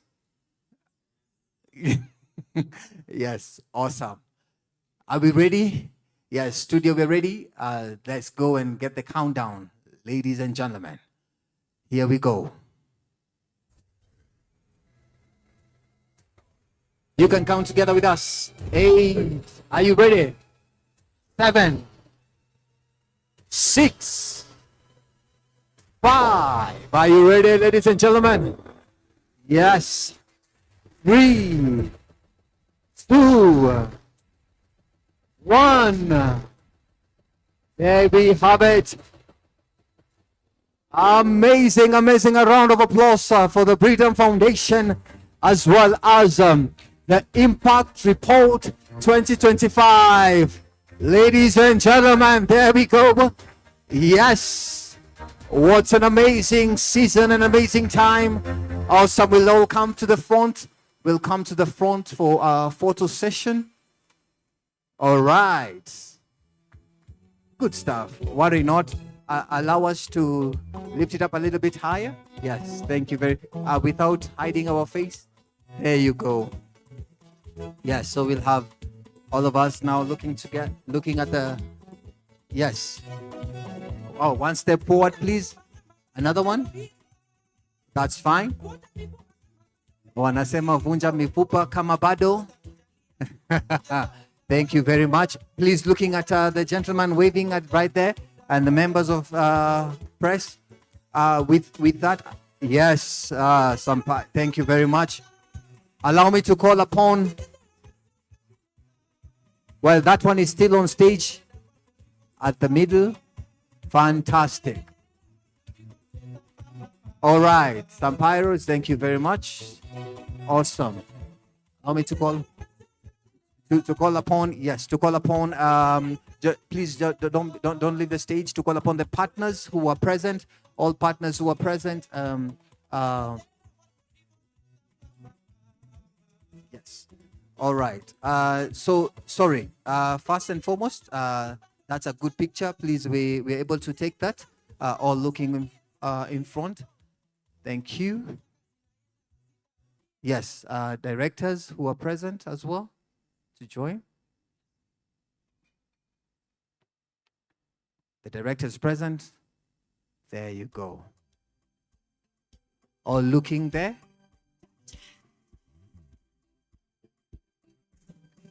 All right. Thank you, directors. Thank you, directors. We may, I'd like Director Catherine, Tom to remain, the chair to remain.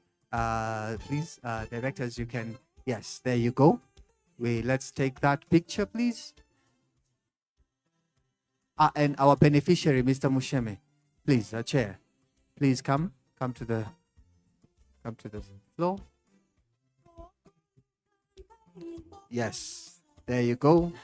All right. I have a feeling that the lady is Mr. Musheme. You can come to this other side. Yes, chairman. Yes. All right. Thank you very much. Yes, all looking. Thank you very much. Thank you, Mr. Mushemi. We'd like to call upon the EXCO, Britam EXCO. And ladies and gentlemen, for you to be able to access the impact report, you are requested to scan the QR code that is right on the screens right now, and you're able to download the impact report right there where you are at. Just scan it, and you're able to download the impact report on your phone.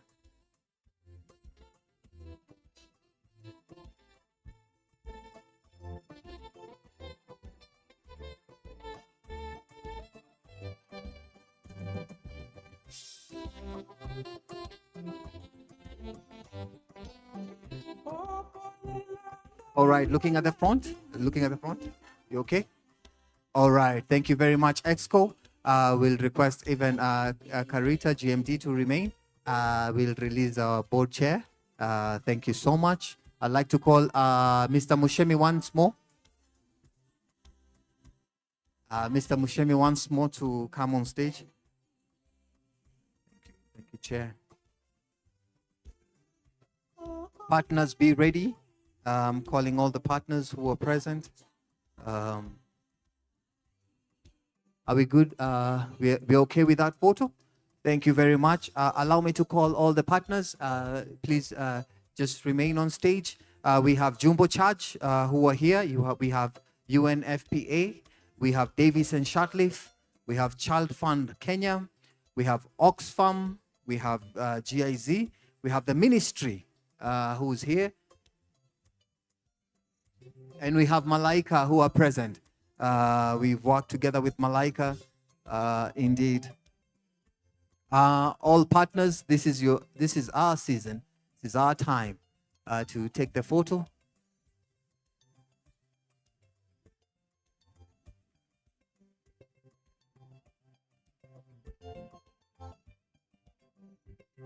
All right.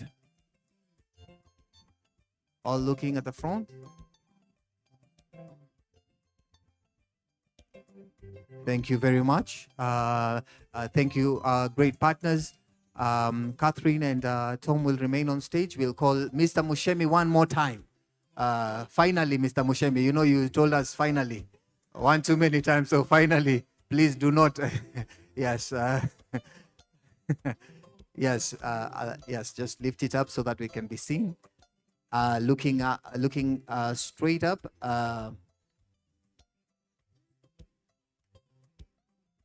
Mr. Mushemi, you can even put this foot to the books. All right. All smiles. Just one more. All right.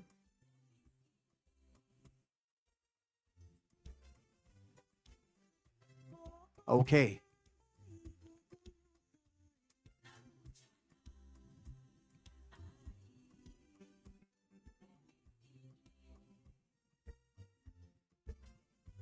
Thank you very much. Thank you, Tom.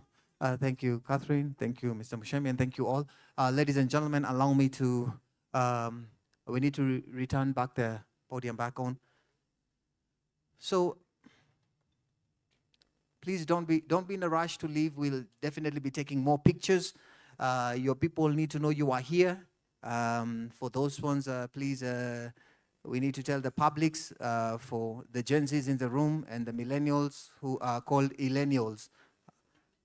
The illennials in the room, countless photos are to be taken. Ladies and gentlemen, it is now my pleasure to welcome aboard our Director, Human Resources, Evelyn Munyoki, to give a vote of thanks and closing remarks. Evelyn, karibu.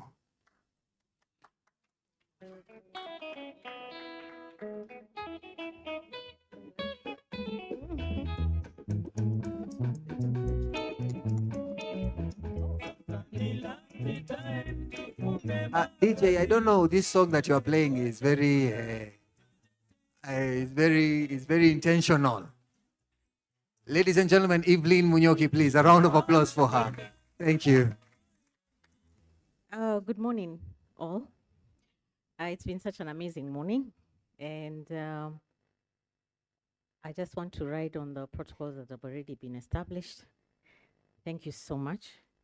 And on behalf of Britam Foundation, it's my distinct pleasure and great honor to deliver just a vote of thanks. And it's more than that, because it's about the stories we've had this morning, the impact we've listened to. It's hard not to have your heartstrings tug a bit, you know, because it does touch the very fabric of who we are. So thank you so much for everyone who's made this happen. And I just want to start with our appreciation to our group chair, who's not here, but well represented, group chair of Britam, the chairman, Dr. Munga, and the board of Britam Foundation. Thank you very much. The Britam board group, we have directors here, Director Celestine, Director Julius. Thank you for gracing this occasion. And the EXO group as well, making sure that there's been such visionary leadership on this, quite a lot of support, but also unwavering commitment.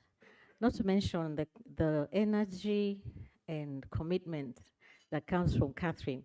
It's been such an amazing time just watching this come to fruition, and how she has just taken this on 120%. So well done. To our valued partners, Davis and Shatliff, beyond 80. So it was good to know that we are on a journey together with them as we turn 61 this year. We want to thank Child Fund, the Ministry of Health, Malaika Science, CFK, UNFPA, and we had a very good conversation there. Thank you so much, Dr. Ra. Jumbo Charge, and World Vision. Thank you for standing with us. This would not have been possible without you coming on board and really playing a big part. We continue to be reminded that we need the collaboration. We need the expertise from our partners and everyone who comes on board in whichever shape or form, because this does touch every one of us in different places, in different ways. I couldn't help but hear the echoes of such human good when the chairman of Gatei, I think it's Gatei Primary, and I got an opportunity to go online and see actually some of the things that he said, and it's amazing what you've done in Gatei. Thank you so much. To everyone else who's made the time to be with us today, we don't take that for granted. Thank you. Your presence actually affirms the belief in the vision that we have and the power of partnership to transform lives. I would also want to sincerely thank the internal teams, beginning with Catherine and her team, the foundation champions.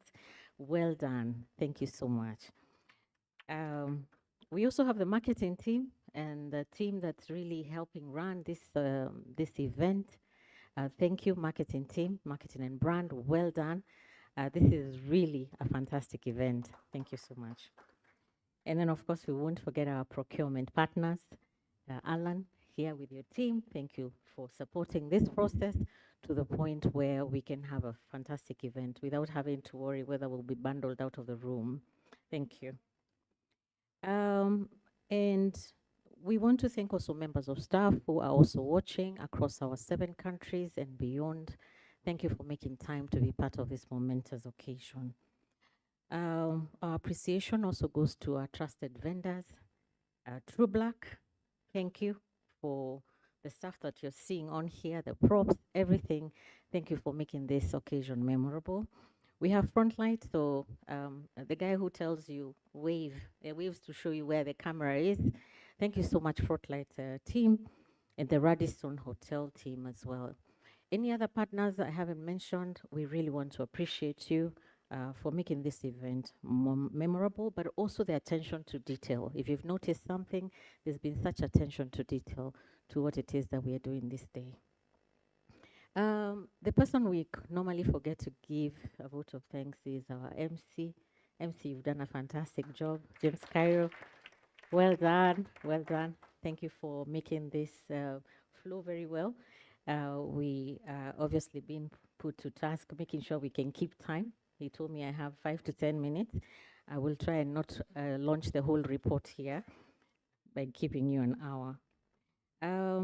As we move forward, we're actually doing this with such bold inspiration, but not just inspiration. We have shared purpose with everyone who is sitting here and the partners that are yet to come on board and the lives that we are yet to transform.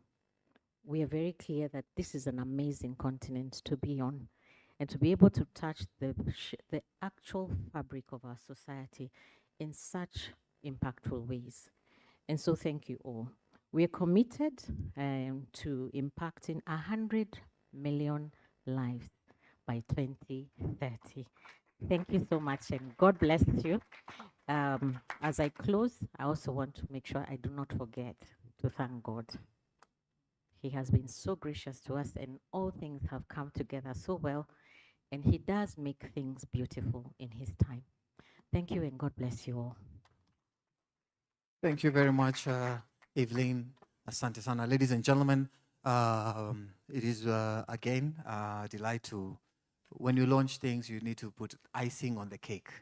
Yeah, so we have cake today, just to be able to celebrate the cake. Ladies and gentlemen, allow me to call upon Nur Ride, Foundation Manager, who will take over the cake cutting ceremony. This is indeed a cake cutting ceremony, together with our Director HR, Evelyn Munyoki. Karibu sana. The chairman is here as well. Yes. Our chairman, Dr.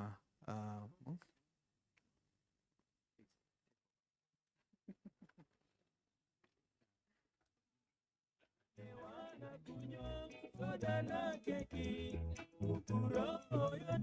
DJ, you had to do that, eh?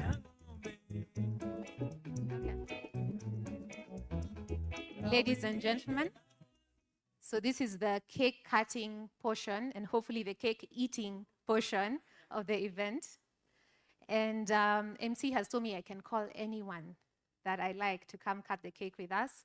But I'm happy to cut with our Foundation Board Chairman, Dr. Britam, and HR Director Evelyn Munyoki, and I cannot forget my boss, guys.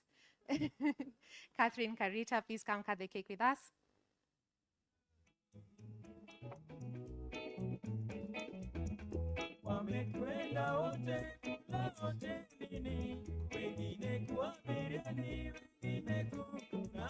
GMD by popular vote.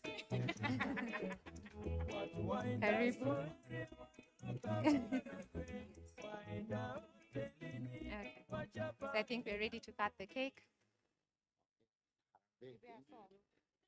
DJ, this is where you shine.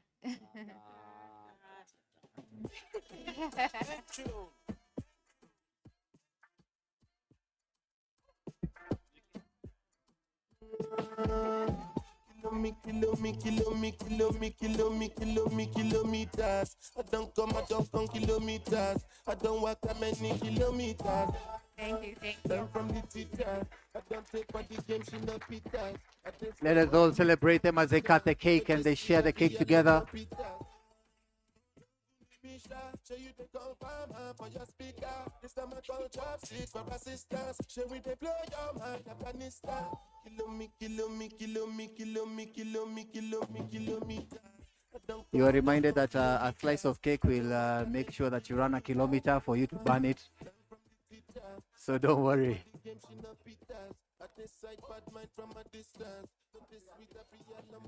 Aya, chairman anataka picha saa hii.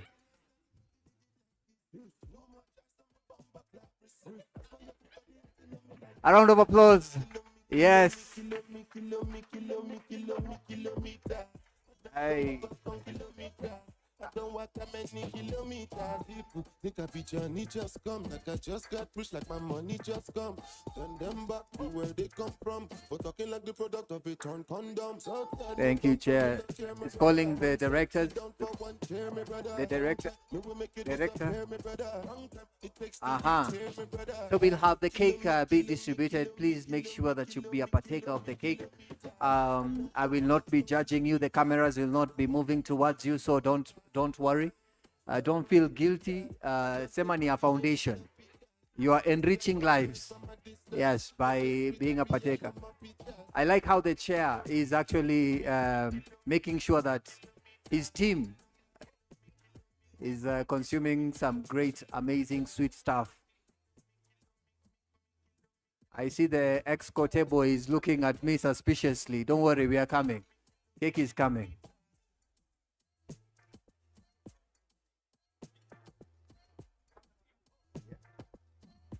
All right. So the team will help us. Ladies and gentlemen, please do scan the QR code to download a copy of the impact report. We still do have. Thank you very much, Noor. Thank you, the team from Radisson, for helping us to make the serving. We have a video that's gonna be played in terms of the impact, as the team from Radisson makes sure that the cake is served. Please have a piece of cake. Don't go back and then remember at midday, at noon, that there was cake being served somewhere. Yes. And this sugar needs to give you a kind of rush so that you're able to execute your duties very well. Thank you very much, the team from Radisson, for helping. Are we ready with the video to be played? I'd request the stage manager to be ready to help us clear so that the team from Radisson can... Aya basi, it will help you with...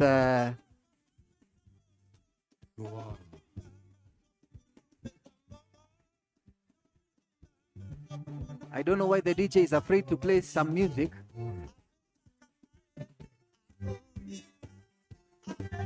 All right. Thank you. Ladies and gentlemen, I'd like to request your attention to the screen as we are playing the video on the impact report. Ready, studio?